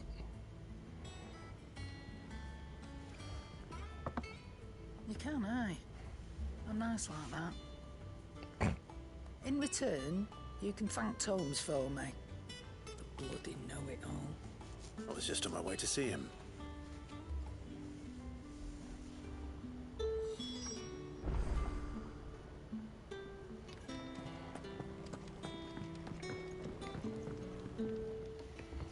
yeah, we'll go. Sorry for the wait, but hopefully you'll agree it was worth it. You learned something about that sword, then? I did better than that. There you go. A whetstone? Yes. But not one you'll find anywhere in Valisthea.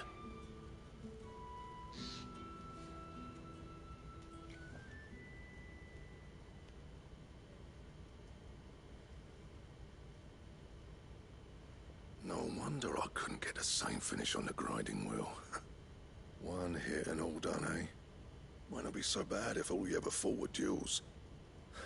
Good luck on the battlefield. Your second opponent would be your last, no matter how good you were. Even so, is there some way it could be used to give the Cursebreakers an edge? I think so, yeah. With this whetstone and the right kind of steel, I could probably even make a twin of the blade that rattled me. But there'd be no replacing this little rock once I worn it down to a sliver. I reckon we get a dozen swords from it, if that. Swords that the Cursebreakers wouldn't know how to wield properly, and that would see them through a single fire piece. Nah, no point trying to copy that thing. Be about as much use as a wax anvil. But finishing our blades with a whetstone this fine, now that's something to consider. And what's finer than fallen masonry, eh? Or more hard-wearing, for that matter. Just imagine it. Good Valisthian steel with an edge as sharp as any found in the Outer Isles. I won't make a copy now. I'll make something much better. I'm sure the curse breakers will be delighted. Just don't push yourself too hard. Don't you worry about me, sunshine. I've been working day and night since I was half your age, and I'll still be here when you're long gone. Hey, thanks, Clive. I mean it. I owe you one, August too. It's good to know someone's looking out for me. You'll be happy to hear you said that. And I'll see that my debt to you's paid. First new blade I make's got your name on it. You come and find me when you've got the materials. All right. I will. Quest complete.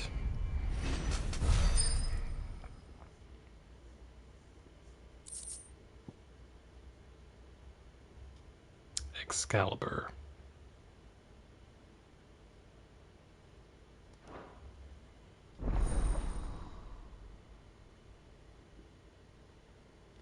Mm-hmm.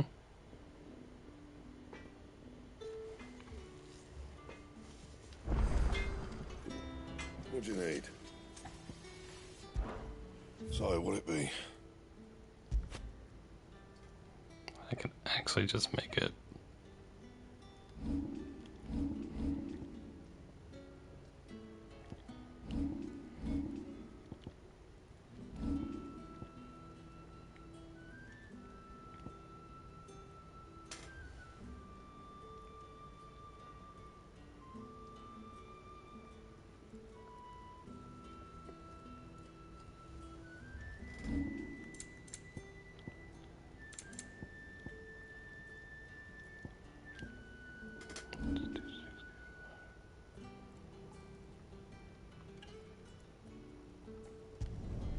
No scratches, right?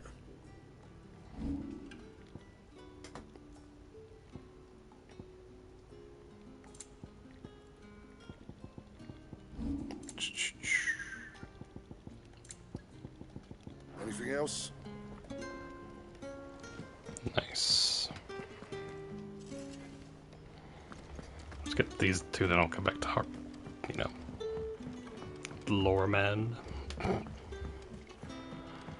And then, Is that the thing yeah. Tomes helped to build? Mid told me she was building a ship.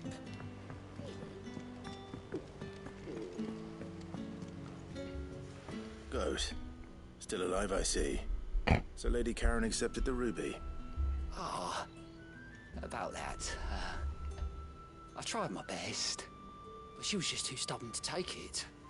She threw it right back in my face, in fact, and told me I could stick my stupid stone where the sun don't shine. Karen refused payment. I hope it wasn't something I said. I'm sure you were as tactful as ever. Let me see what I can do. Wonderful. I hope you have better luck than I did.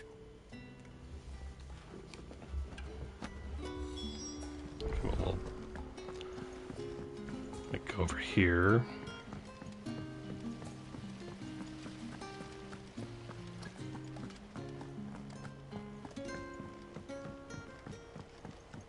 I think Mid might need some help.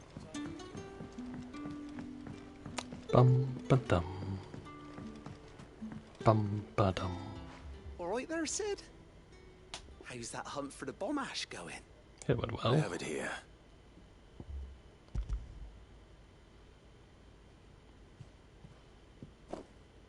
That's the stuff. And plenty of it, too. Enough to keep the Alembic bubbling away for a good old while. You're a gent, Sid. Let none say otherwise. Right then. Let's get this contraption up and running. Yes.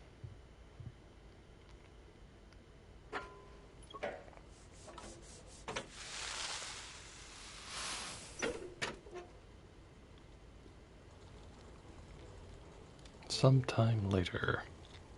There we have it. The Telemon Alembic. And it works just like the chief said it would. Excellent. Very impressive. Says the man who cut down a burning boulder. Speaking of which, I still haven't returned the favor. There's no need. The good it will do for the hideaway is reward enough. Don't be silly. Why don't you let me take a look at that bag of yours? The one you keep your potions in. Reckon I could work some magic on that. What kind of magic? Well, we happen to have isolated a substance in our test run of the Alembic that I reckon will make even the toughest leather supple as anything. Thought we might use it to breathe new life into old boots and the like. Save the hideaway a few gil. Ah, I reckon if we slap a bit on your bag, it'll loosen it up enough for you to squeeze in a bottle or two more. Well, it can't hurt to try, I suppose. That's the spirit. Leave it with me. I'll only be a mo. Okay.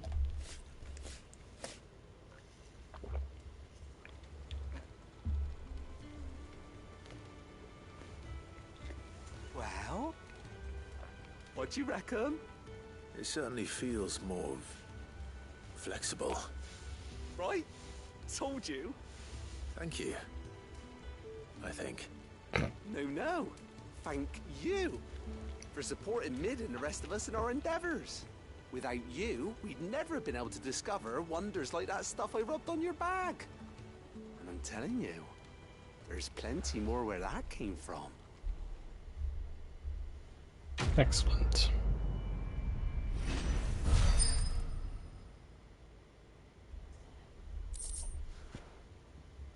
Necessary for increasing consumable inventory capacity. Really?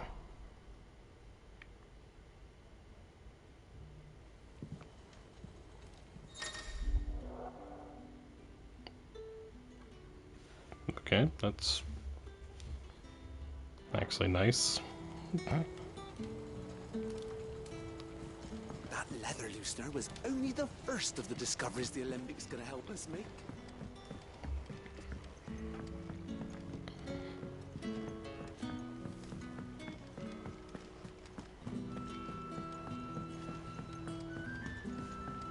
Definitely doing these side quests is useful most of the time, whether it be some story stuff or things like that. Mid told me she was building a ship. Is that the thing Tomes helped to do? Or the quests where we have Excalibur now. So that's pretty sweet. Lady Karen, Goad tells me you weren't happy with our offer. Would you prefer the debt was repaid in coin? What debt? I don't recall lending any of you lot me hard-earned gil. I may have tossed a talent or two in the hideaway's coffers, but those were donations, and you can hardly call it charity if you go asking for it back. Of course not. But one good turn deserves another. And our circumstances have changed. Surely you wouldn't shun the gratitude of a pauper who happened to have become a prince. Oh, so you're a prince now, are you? Fine. But I'm selling it and taking what I'm owed, then you're getting the rest whether you like it or not.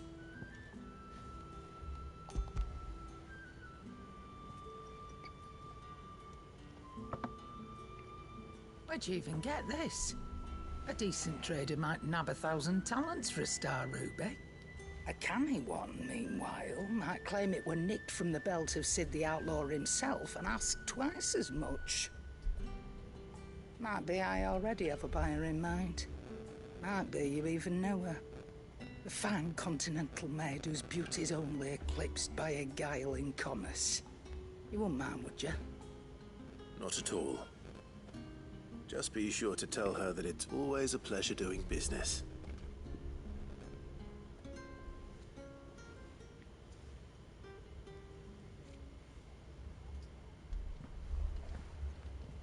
I hear you ended up delivering all 3 stones. Thanks to this lump. I sometimes wonder what I pay you for. Speaking of which, I still haven't been paid last month's wages. Oh, so you remember what's owed to you then? Get your ass behind that disc of yours and don't get up before those ledgers are square. Right away. But are they enixed away? I've seen that before. Yeah, yeah. Plenty of times. It was the only goblet Sid ever used. Either out of habit, or because the filthy sod couldn't be bothered to find a clean one. I knew so little about him. Like most people. Martha and the Dame both seem to have fond memories of him. Huh. I bet they do. How long did you know Sid before he... Before he died? 20 summers, give or take. Back in the day, I was a purser on a trade ship. Which is where I met him. He bought passage to... oh, forget where. And having nothing better to do on the long nights, we sit up drinking Island rum till the morning bell dragged me back to my duties. Quit my post not long after that. On account of making a fine maiden's belly fat. But me and Sid stayed close. Promising we'd one day sail the seas again. That was... before fate stepped in. And said she was having none of it. The magic woke inside my son soon after his first name day. And there was no hiding his knack. Couldn't you and your family have... My family were the ones who summoned the constable. Wanted the monster taken away. I couldn't turn my back on him. Forget what I felt. And I couldn't for the life of me understand how they could. Luckily, Sid was of the same mind as me.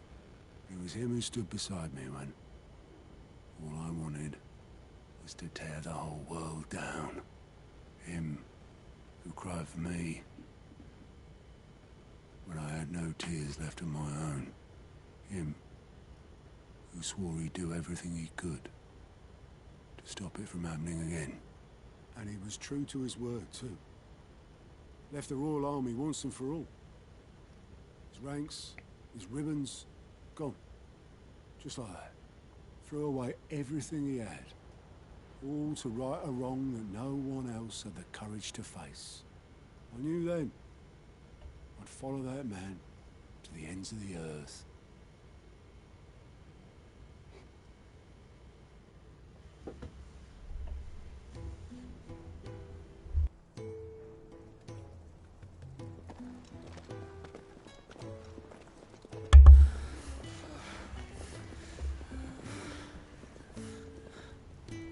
He was always too clever for his own good, was Sid.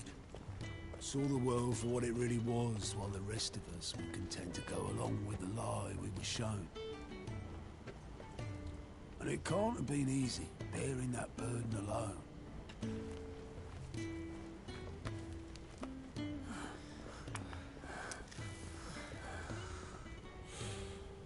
But he didn't let it stop him. He never lost faith in what he believed was right. And that gave us faith in him. Faith he'd steer us true. So I swore to myself that I'd always be right behind him, ready to catch the stubborn sod, if ever he should fall.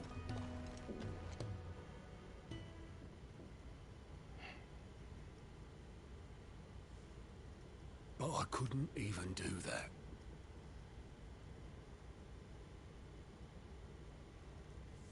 Ignore me. Just the ramblings of a tired old man. Leave that lot. I'll tidy it up in a bit.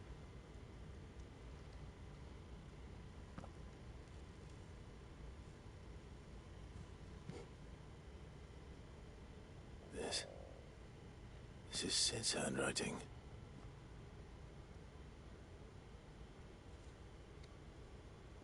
Dear Otto. I may be drunk, but I wanted you to know This place would be fucked without you. Love you, you grumpy old sod.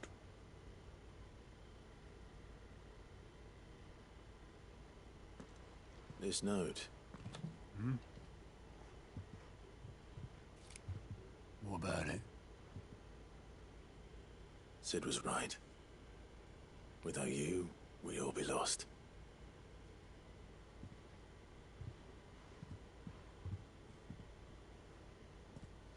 He should have bloody well said so then. Just once. Before he went. But then, why would he? Him, or anyone? I'd only have told him to piss off.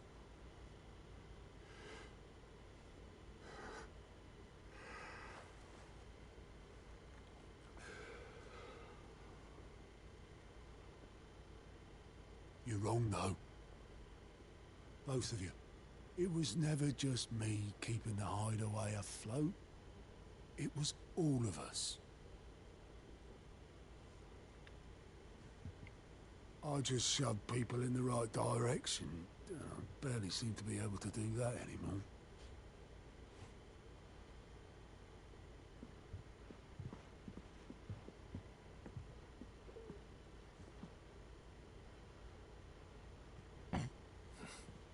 Would you rather go at the helm? Well, maybe I've got a few more years left in me.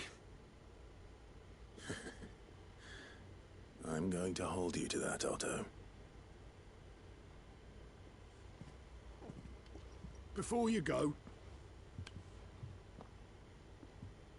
Sid would have wanted you to have this. But that... This'll do me just fine.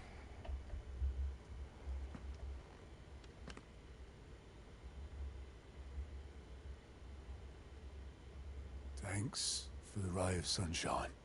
I'll see if I can't pay you back. Already have.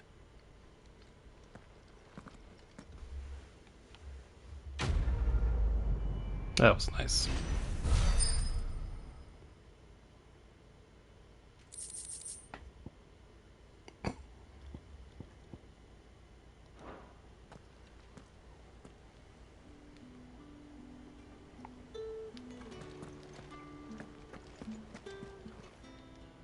Oh, I wasn't expecting you back so soon. So we need 15 more. All done? Okay.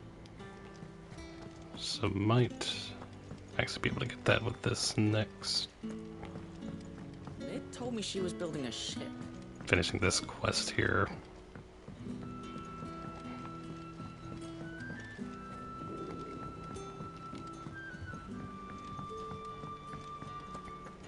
Let me, since we're... Well, don't just stand there gawping. Go on, then. You're rubbing me blind, you know. It'd better all be here. Is that all? All right.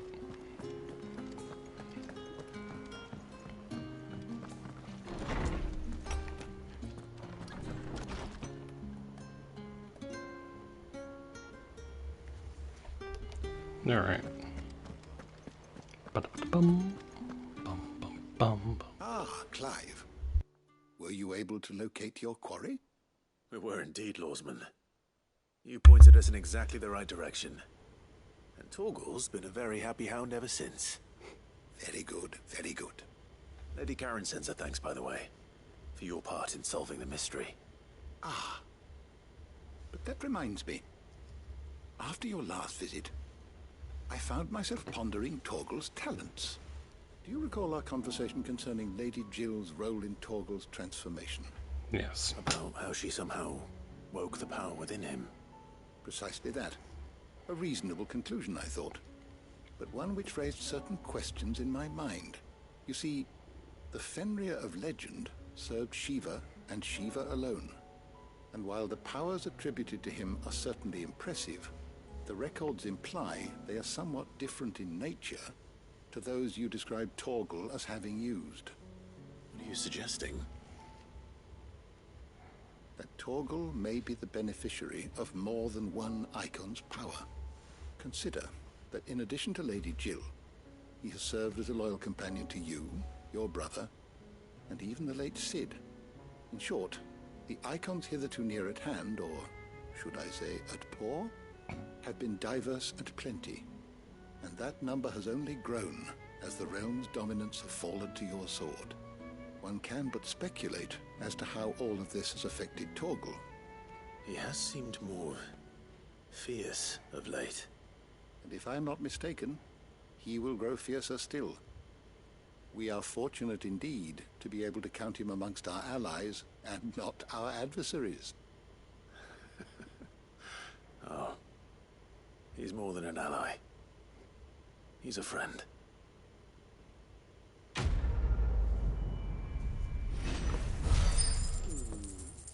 Yes.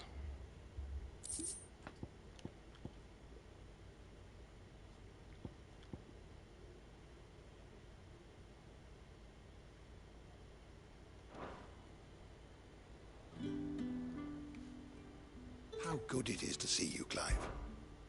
I don't believe you've read this particular chapter before. Let's see. Close. You wish to study the tomes?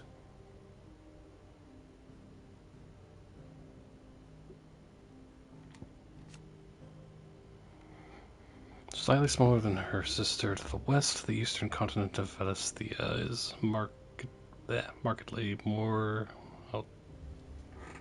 deciduous, whatever. Her lightly wooded shores guarded on all sides by nigh unsuitable cliffs, having been ravaged by the blight still more grievously than the storm. The kingdom of Walud is now her sole remaining nation.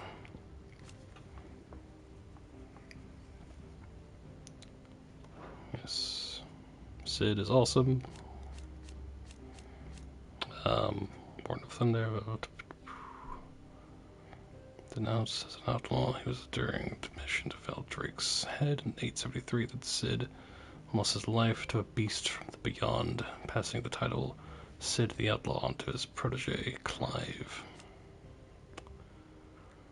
The Free Cities of Canver, a federation of neighboring independent city-states located to the southeast of the Dalmekian Republic. While originally part of Dalmekia, the cities achieved their independence in the year 857, hoping to step away from the Republic's internal struggles and focus instead on the commerce upon which their prosperity had been built. Political power currency resides with a council of guildmasters, prominent Canvarian traders and craftspeople. The lack of a dominant or a mother crystal is to covet, along with its considerable financial resources, allows Canver to retain both its independence and neutrality in the face of considerable turmoil elsewhere. As such, it lacks a standing army, the defense of its walls having been relegated to a small yet well-trained city guard. Okay. The Hideaway's Mithril engine-powered flagship, designed by the father and daughter team of Cid and Mid. The ship is currently under construction in a hidden cove on the outskirts of Canver. Daughter of Cid and student of engineering at the University of Canver, from a young age, Mid showed the same passion for invention as her father, and an even greater aptitude. She is as well versed in the secrets of modern and fallen technology as any scholar in the twins, and means to put that knowledge to use in service of the Hideaway. Did you learn everything you needed? Yes.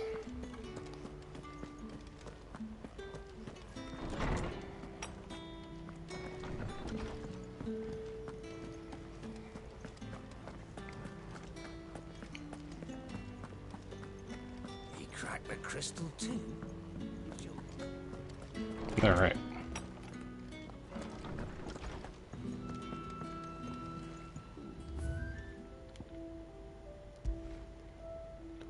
Miraculously undamaged in the attack of the old hideaway, Otto held onto the featureless clay cup to remind him of his lost friend, before giving it to Clive, knowing that Sid would have wanted the proud bearer of his legacy to have it.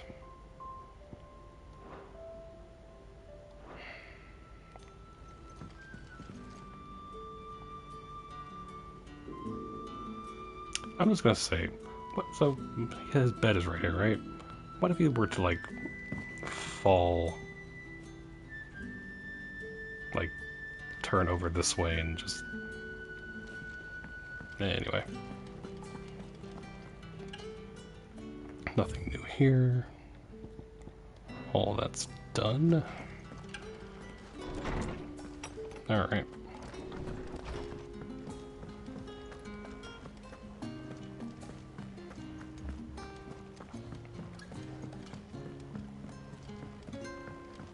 Ba-da-bum, ba-da-bum. Is that the thing Tomes helped to build? Mid told me she was building a ship. Let's get this. Welcome to the Patron's Whisper. Is everything we've received and everything promised? High Cleric's Medallion. Best of luck out there, Sid. Nice.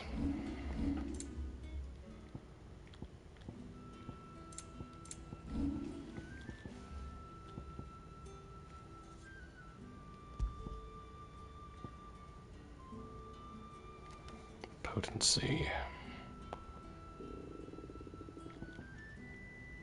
Healing potency of high potions by... Okay.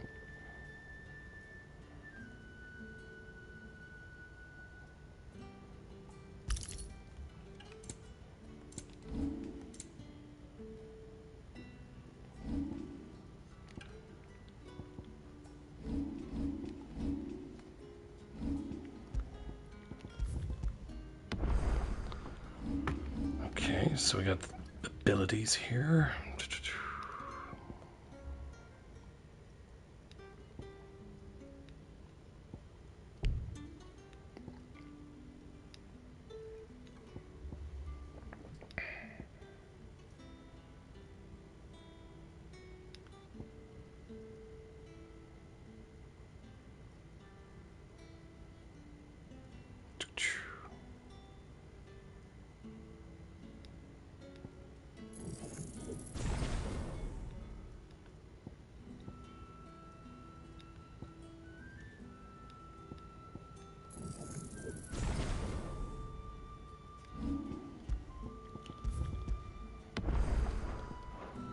All right.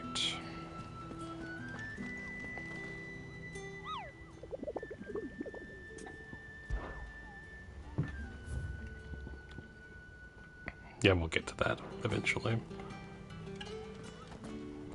Let's talk to Otto. Actually, first I'll be right back, and then we'll talk to Otto. So, I'll be right back.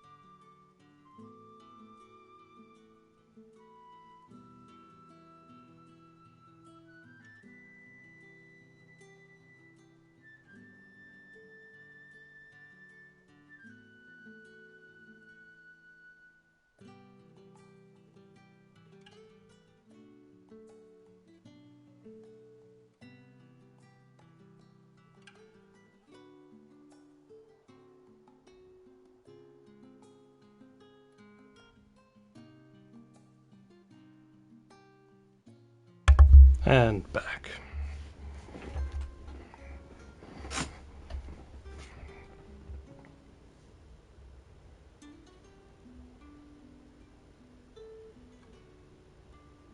Okay.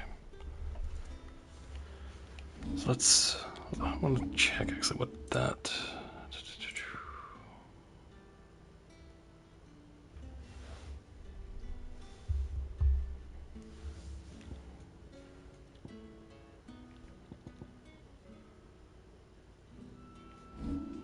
Wait, no.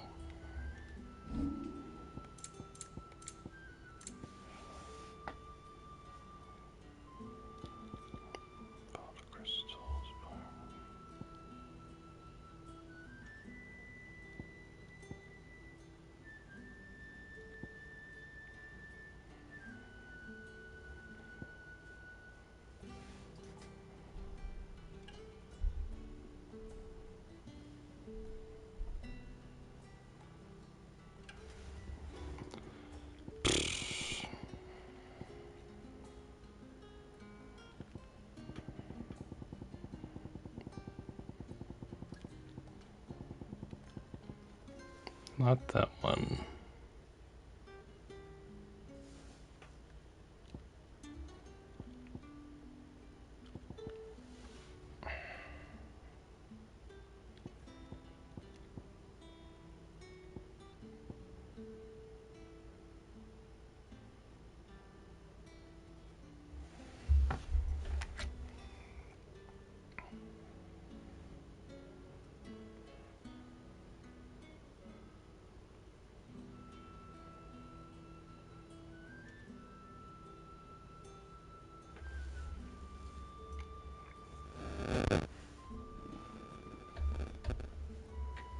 Alright, I just wanted to check the name of that quest again. Just, Right, auto. Alright, Clive. Asterix. Mid finished sending half the hideaway traipsing across the twins, has she? I swear, that girl'd do anything to put off visiting her old dad's grave. No excuses now, though, eh? Not quite. She said there was one final thing she had to take care of. I'm sure she'll be finished soon enough. She said that? In those words? She did, yes. Clive? Were you born yesterday or something? There is no thing. She'll probably be halfway to Canva by now. Mid. I might still be able to catch her.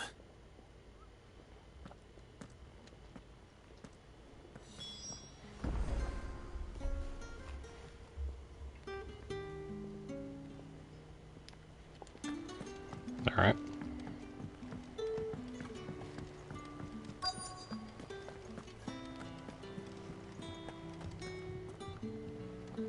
Obelith, have you seen Mid? Yep. In a boat, going that way. Then I'm too late. You in a hurry at all, are you? No, I offered to take her across, but she wouldn't wait. Just paid for a dinghy and rowed off. Oars going like the clappers. Got some life in her, ain't she? But anyway, I was on my way up to see you, as it happens. Got a letter for you. Urgent, by the sound of it. One of your uncle's men said I was to hand it to you in person, post-bleeding haste. And you're here now. Thank you, Obelith. Don't mention it.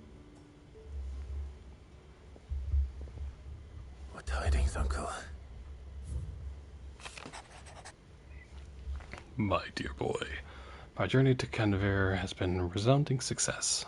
The friend I mentioned not only agreed to share the contents of his strong box with us, but his considerable knowledge of the goings-on in the free cities, by which I learned of the endeavors of a certain young friend of yours, though I, for one, believe Miss Telemon's project to be quite the valiant enterprise.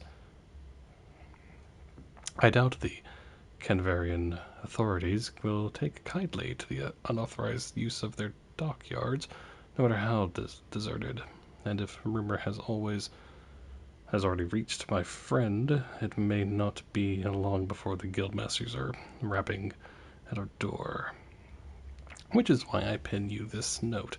I would like to borrow your man Gav for a moon or two, that he might keep a watch on those who might mean our little fellowship ill, and warn us of any impending attack. I trust that you will give this proposal your full consideration. Your loving uncle. Trouble in Canva. Well, I'll need someone to keep an eye on Mid.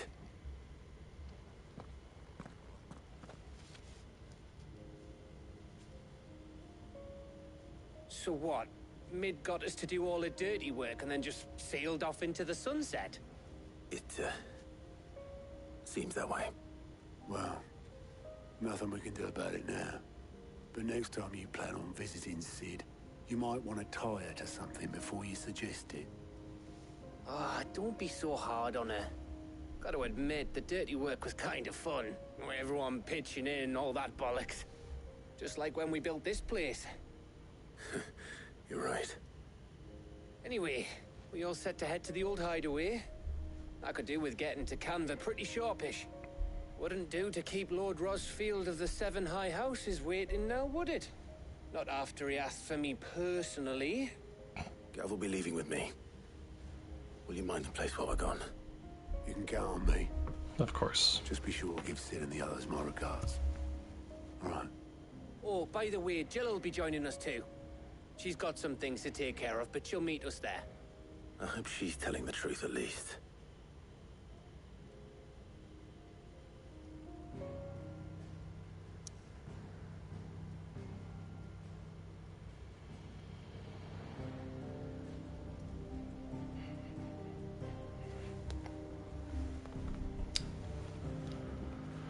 Alright. Sid's legacy.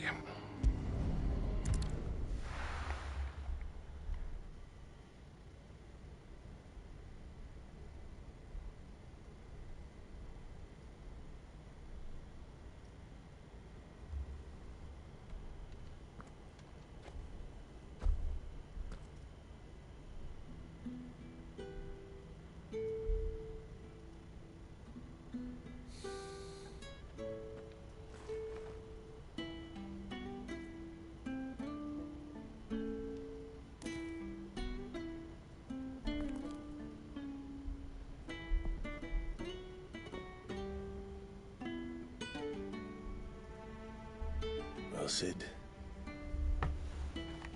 I remember what you told me. But if no one is listening to what you have to say, you may as well not say it.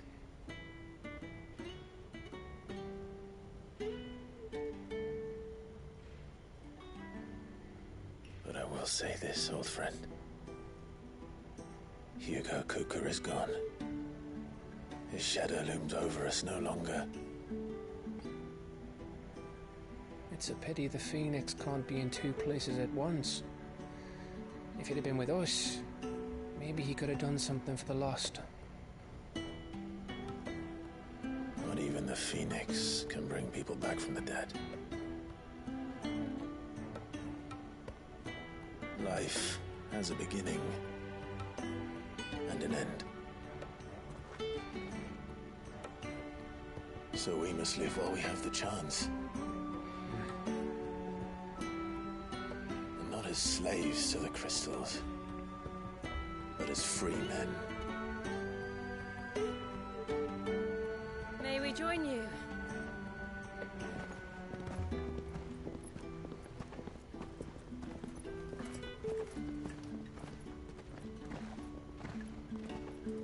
Lady Karen, what a pleasant surprise.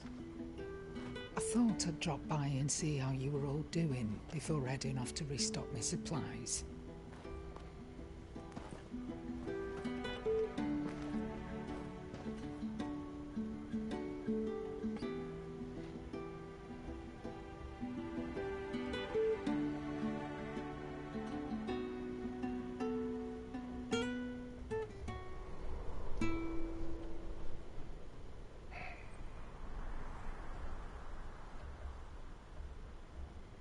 It wasn't the most scenic view back then, but it were never as bad as this. I know. The blight marches on. And soon, there'll be no escaping sights like these.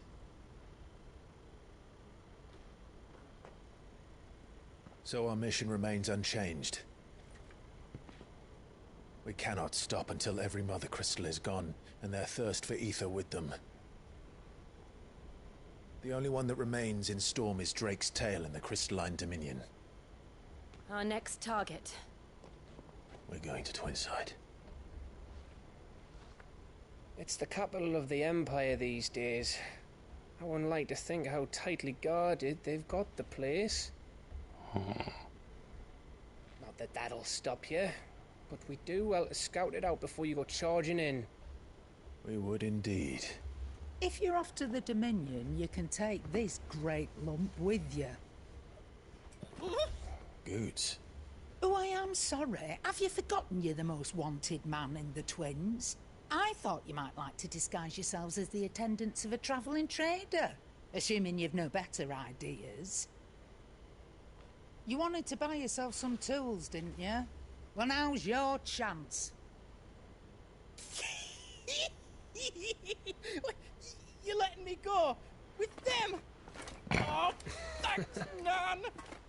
Stop that! You'll break me bones, you great galoot.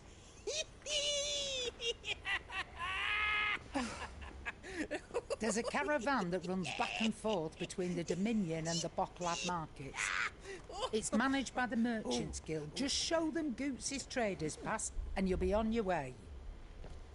It'll be a damn sight less risky than footing it the length of the Crystal Road. That's for sure. Thank you, Karen. And glad to have you with us, Goots. Okay then. I'll get me things and I'll meet yous there. See yous down in Bocklad. Get off! Me poor fingers! Jill, you're with me. Understood. And Gav? Already on my way, Captain. Be careful. Aren't I always?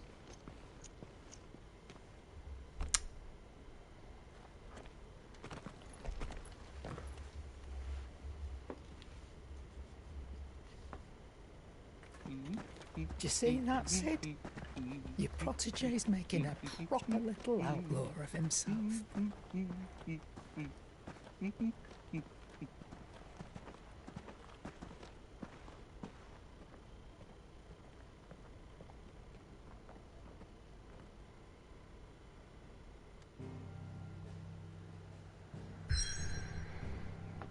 All right.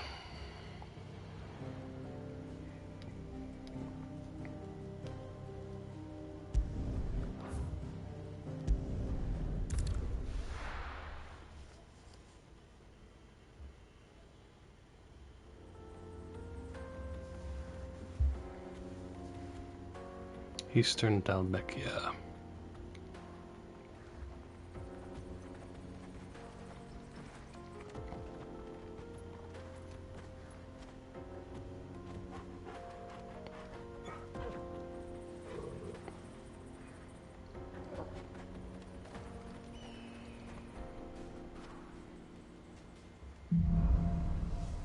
Onward. How are you?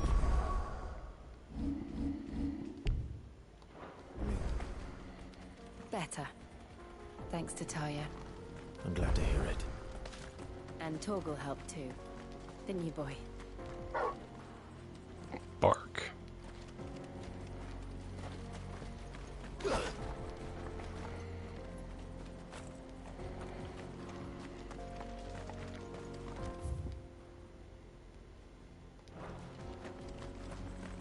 Okay. Because we did... Yeah, because we came down here... whatever before, but we saw the bridge or whatever, so kind of assumed we would come back around this way anyway. So route for merchants crossing the scars. Till the Republic laid a new road wide enough to let wagons pass. Yeah. And all official traffic moved there. Leaving this one for those living outside the law. Indeed. I doubt we'll be the only outlaws on the trail today. Yeah, we came this way, came under this bridge, and yeah. Which was cool, so.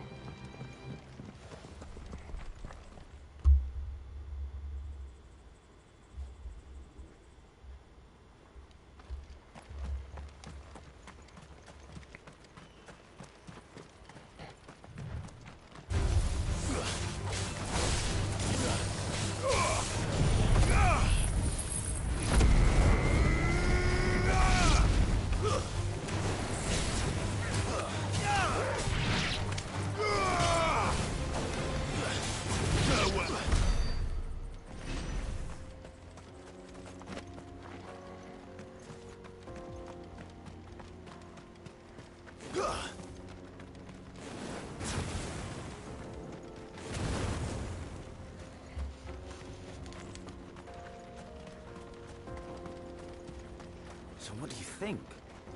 That we'd be lucky to make it out alive.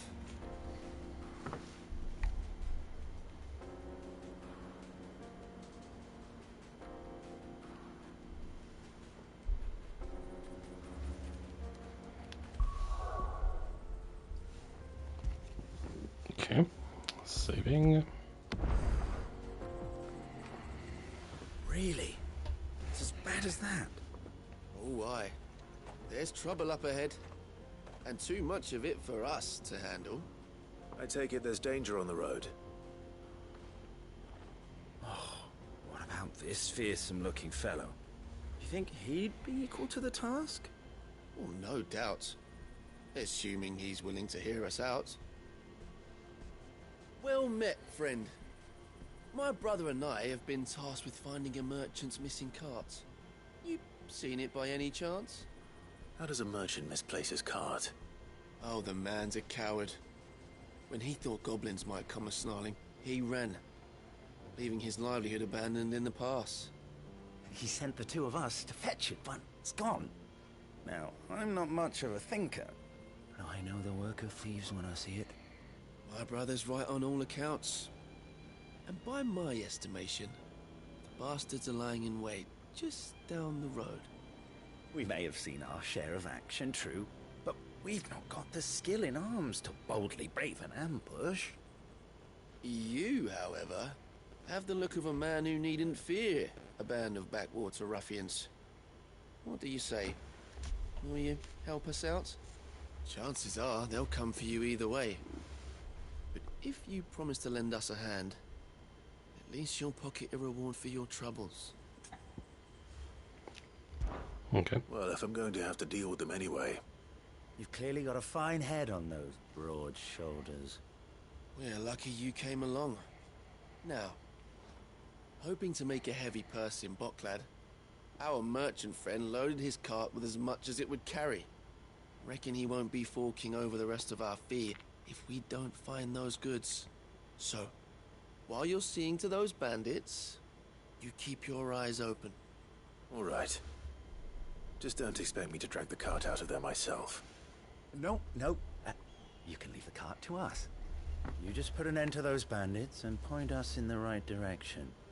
You do that, we'll take care of the rest. Okay. Get cart. Is that literally what? Okay. I'm not sure I trust those two. But if there are bandits lying in wait, I should probably take care of them. Look lively, you lot. We've got guests. Bandits.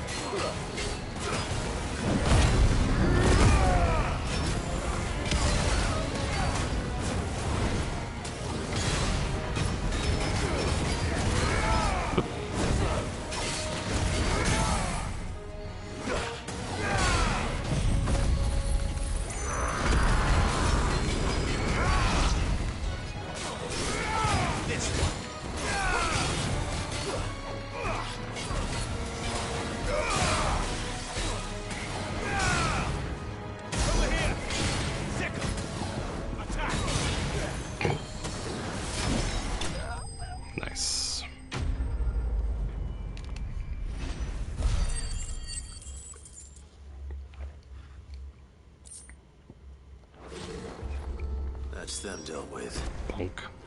Now, where's that cart?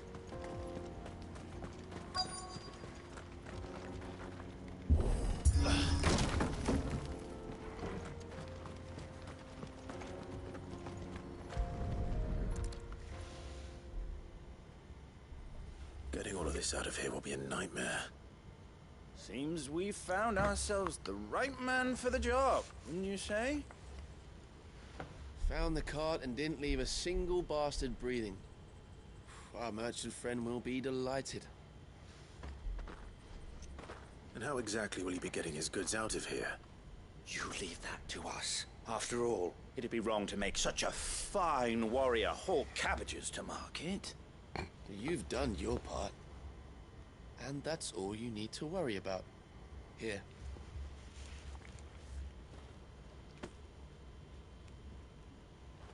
It's been a pleasure. Now piss off. There's no need to be so rude, brother. What if we want his help again next time? But I'll make sure there's not a next time. Kills them. Anyway.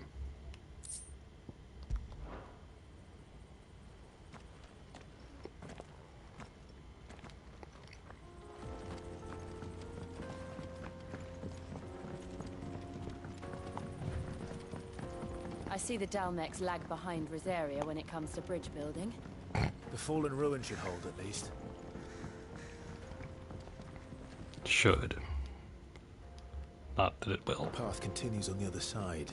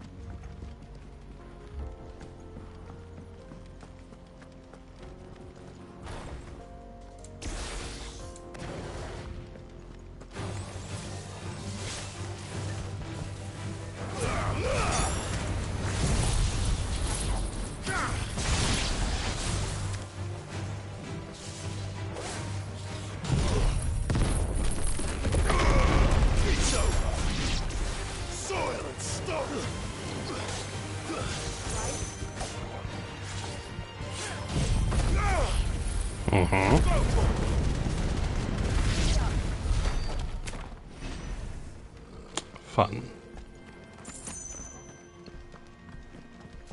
Very fun. Alright.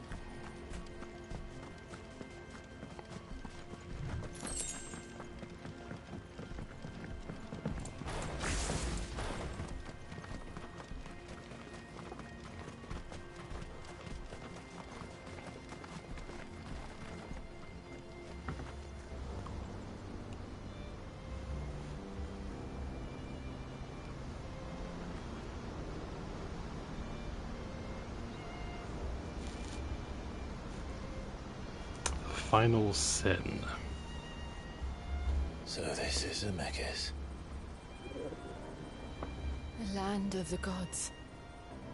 It's even more impressive than I imagined. I remember being captivated by the story as a child.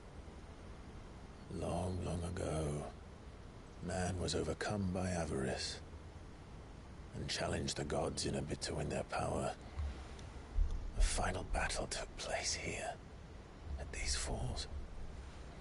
Or so the legend goes. If anyone ever manages to plumb those depths, perhaps we'll learn if there's any truth to the tale. That the gods emerged victorious and punished man for his defiance by visiting upon him 2 curses. Dominance and bearers. To tell the truth, I always thought it strange that the dominant and their icons were deemed a curse. Back home, the dominant inherited the throne. They were admired and exalted, What's burned? Whenever I got to that part of the story, I always assumed there must be something I'd misunderstood. You had a lot of storybooks, didn't you? In your room, I mean. When we were young. The old legends were always my favorites. Epic battles between gods and men. Father encouraged me to read as much as I could. He thought it good for my education. You really were a boy like any other, weren't you?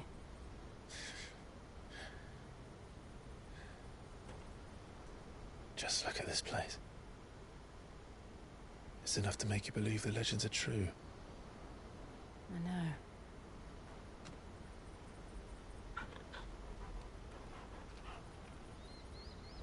We're not far from Boklad. The road will be busier up ahead. And we'll have to keep our wits about us.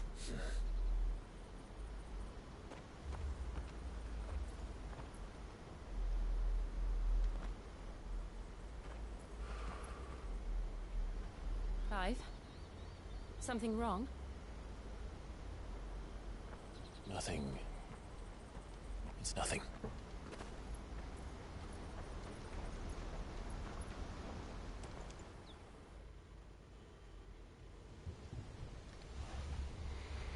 Meanwhile, lovely weather. Seat of the Imperial Court. Audience Chamber, Imperial Palace. I see the reports are true, Father. You have surrendered the throne to Olivier. I have. Emperor Olivier shall rebuild the Holy Empire of Sanbreque.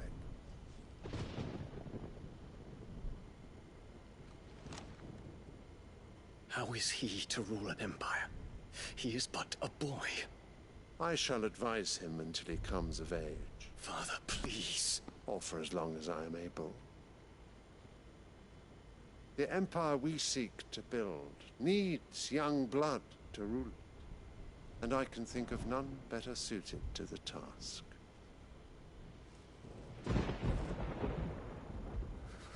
There is other news, Dion.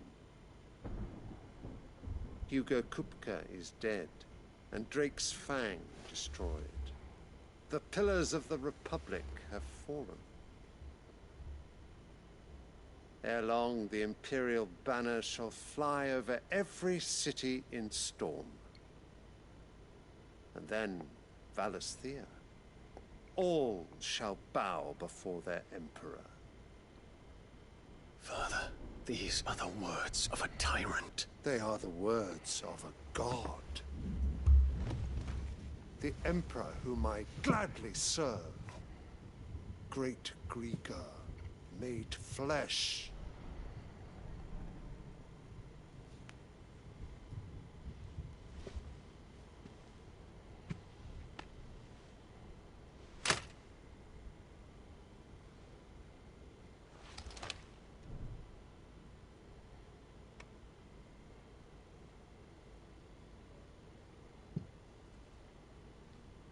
Return to your camp, Dion, and ready your forces. It is time to show the world the true power of Sanbreque.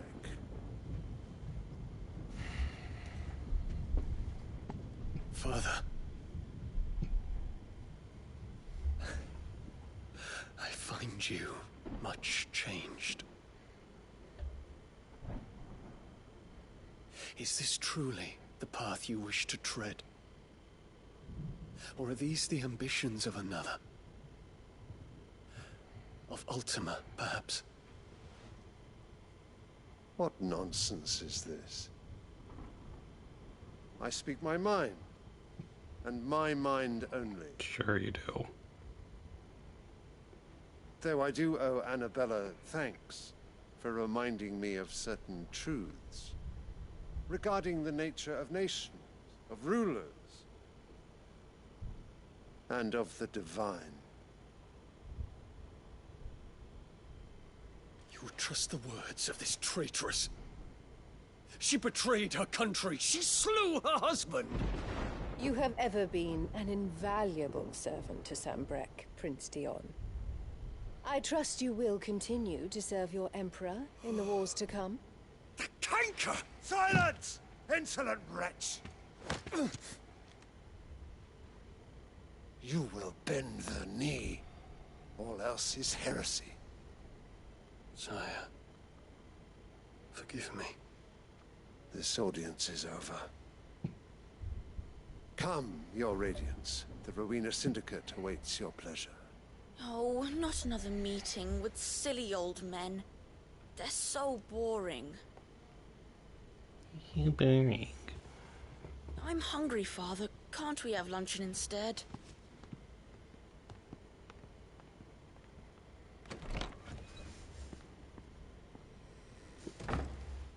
Does it pain you that you will not inherit your father's throne? I have suffered worse.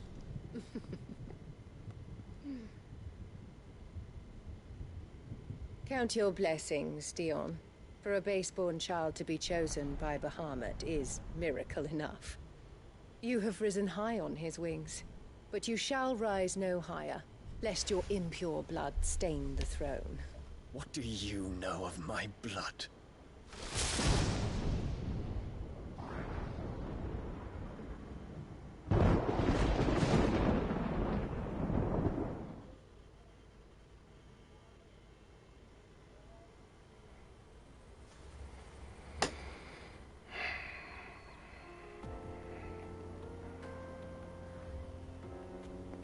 The Boklab markets are to the north.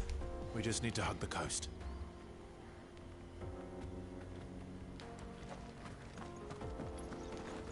I do feel actually bad for Dion. Anyway, whoa. Wait, can I actually... Oh, okay.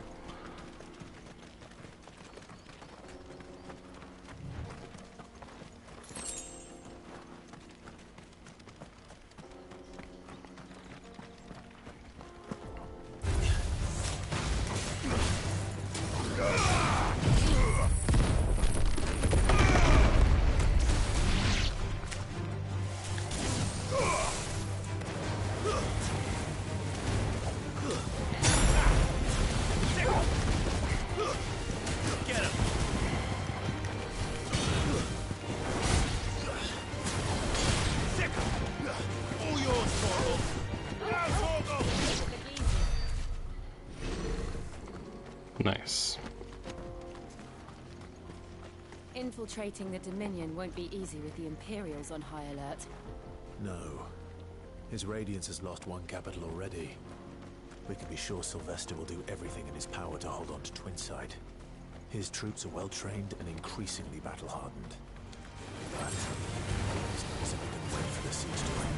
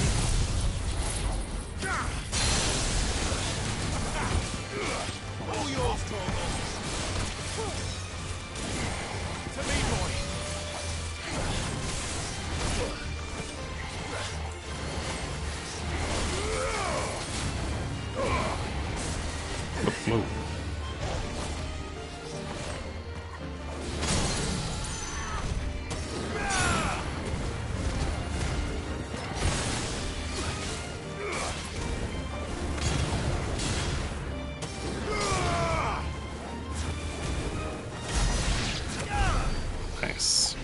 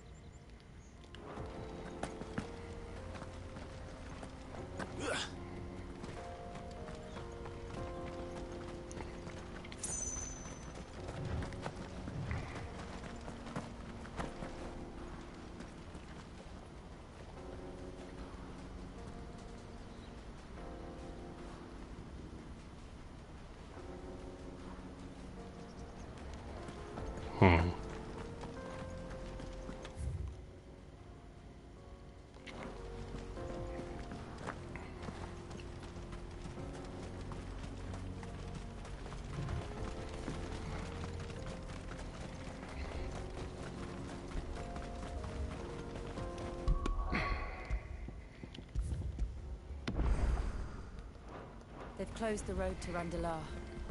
If the siege breaks, they'll need more than this to stop the Imperial legions marching on the capital. If you haven't got a pass, you're not getting...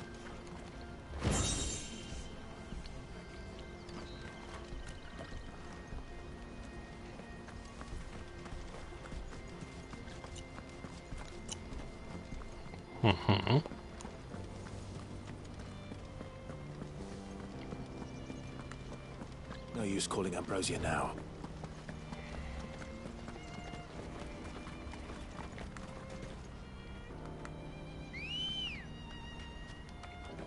Ready, go? Bum ba bum bum bum bum bum bum ba ba dum ba bum bum ba ba bum ba.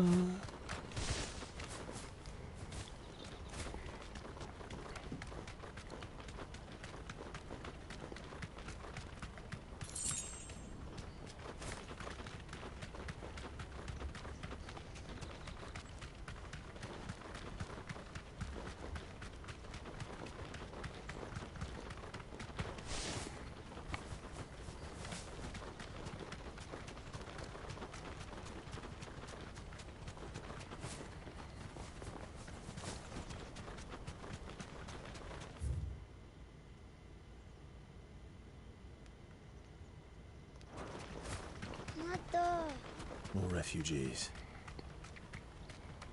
And they're all making for the crystalline dominion. Because they don't know how to live without the crystal's blessing.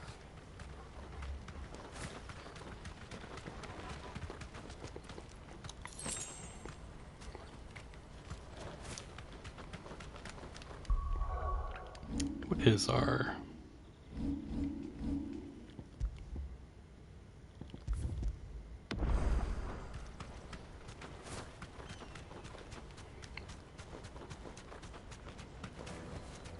No need to ride from here.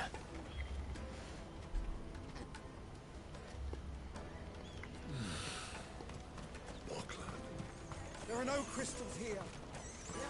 This is where we're supposed to meet Goots, isn't it? That's right.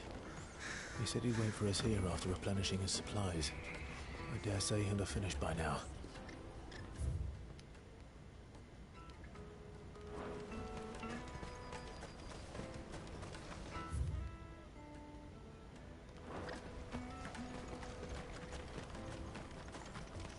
Hurry, man.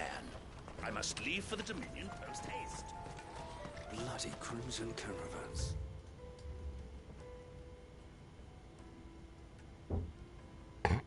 Scooping up all the best customers. Leave some for the rest of us.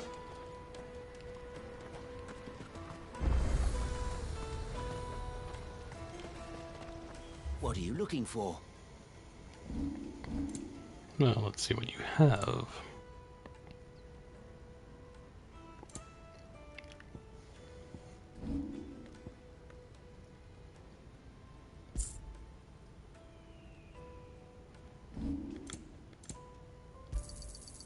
Many thanks.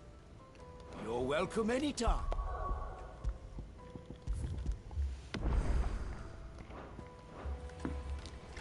Out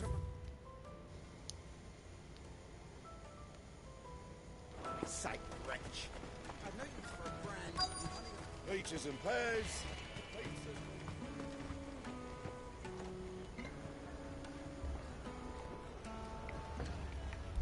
Wonders from across the water. Come one, come all. Feast your eyes. Good sir, can I interest you in...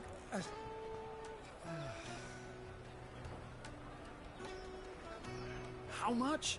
For a measly crust of bread? You won't find any cheaper. Not nowadays. But you're more than welcome to look.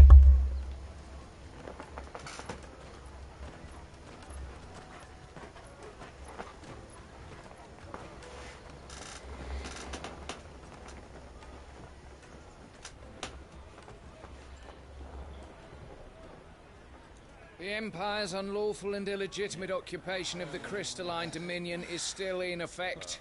Only those whose business in Twinside has been officially approved by the Republican Army will be permitted to cross the border. All who seek entry are to form a line and ready their documents for inspection.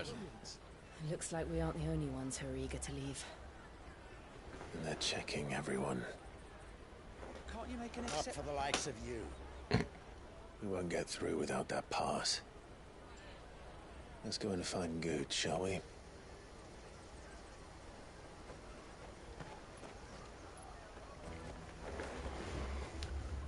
He must be around here somewhere.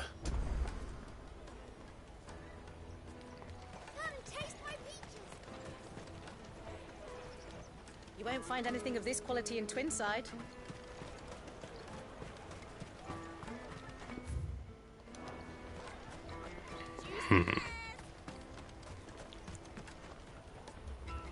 Ah, good.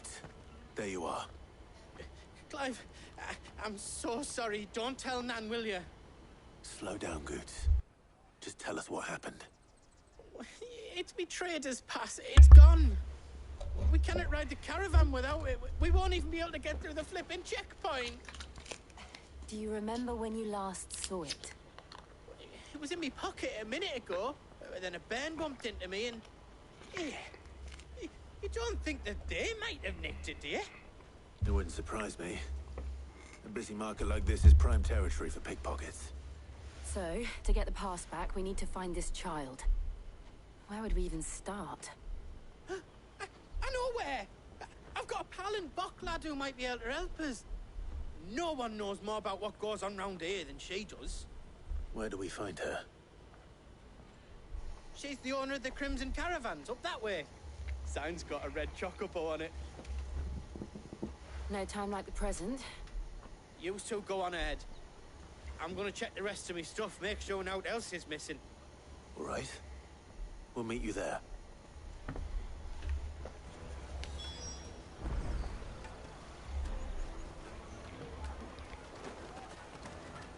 Let's keep an eye out for this red chocobo, then. And the other on our purses.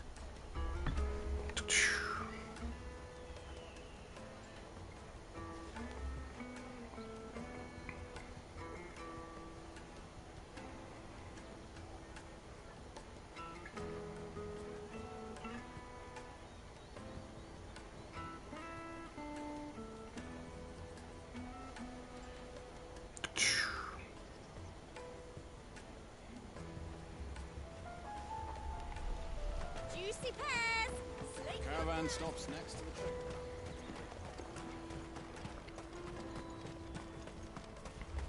tree. All right.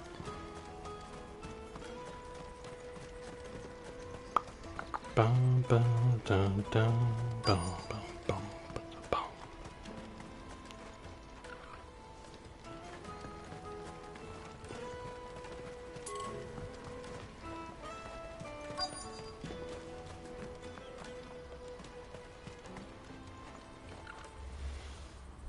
Looking to hire a coach? It's 10 million for a two-birder to the Crystalline Dominion. Take it or leave it. Oh, we're not here for that. Then I bid you good day. Oh, wait! Don't go, El. He's me mate. As I live and breathe. Goots, what are you doing back in Bocklad?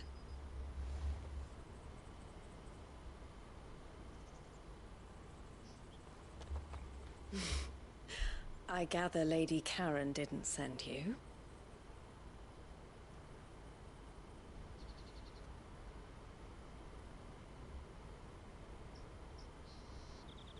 So what trouble have you got yourself into this time? It's me trader's pass. It got stolen. By a little bairn. Of all the... You're the size of a marble. Honestly. Ugh. Goots told us that you know the markets well. Might you have an idea which little bairn could have done this? We don't intend to punish them. We just need our pass back. Then, we can be on our way. I see. So neither of you has a trader's pass either? Nope. Not that anyone would take you for traders, but I suppose that's why you came to me, correct? Now, I can't say for sure who took your pass, but I suspect I know why they did it. Let me explain.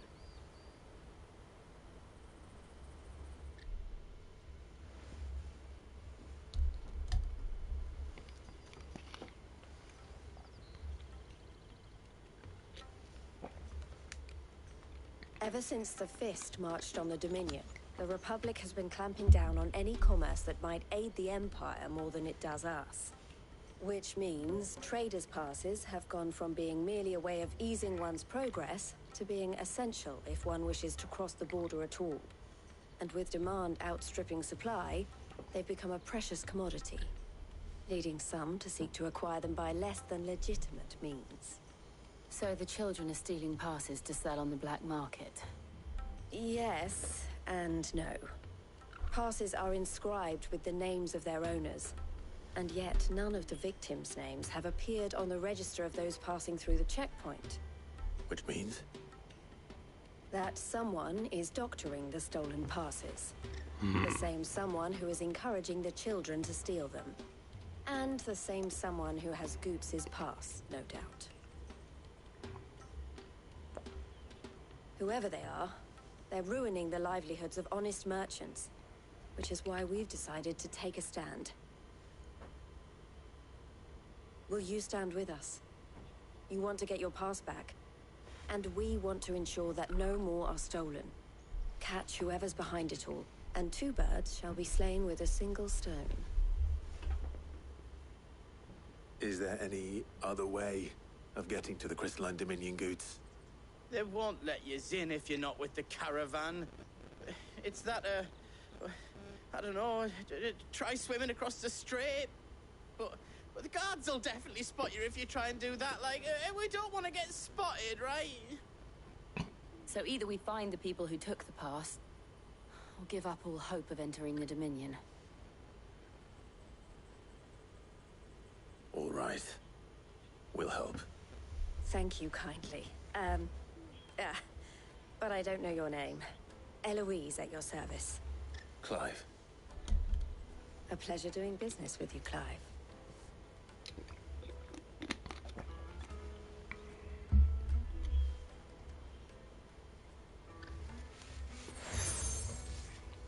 Seal obtained. You accept the Crimson. The proprietor of the furniture makers by the coach stop is spearheading the search.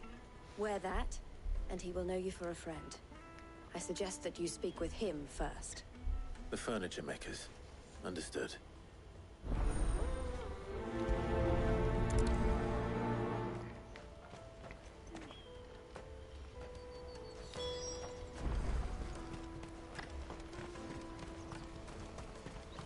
Out of my sight, wretch. Bum bum dum bum ba da bum. Jug of snake spit for the road? Caravan stops next to the train. Are you the furniture maker? Looking for something in particular?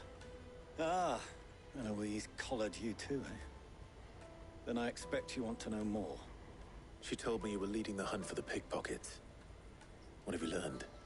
For one, that they're targeting the traders carrying the biggest packs. Harder to watch your back, see? And less chance of the mark giving chase if they're spotted. Not that they'd be likely to catch them. Those imps know every inch of this warren like the backs of their hands. Their eyes must have lit up when they saw Goots. The fishmonger round by the gate's been trying to track down the children involved. We should go and have a word with her. Thank you. We will.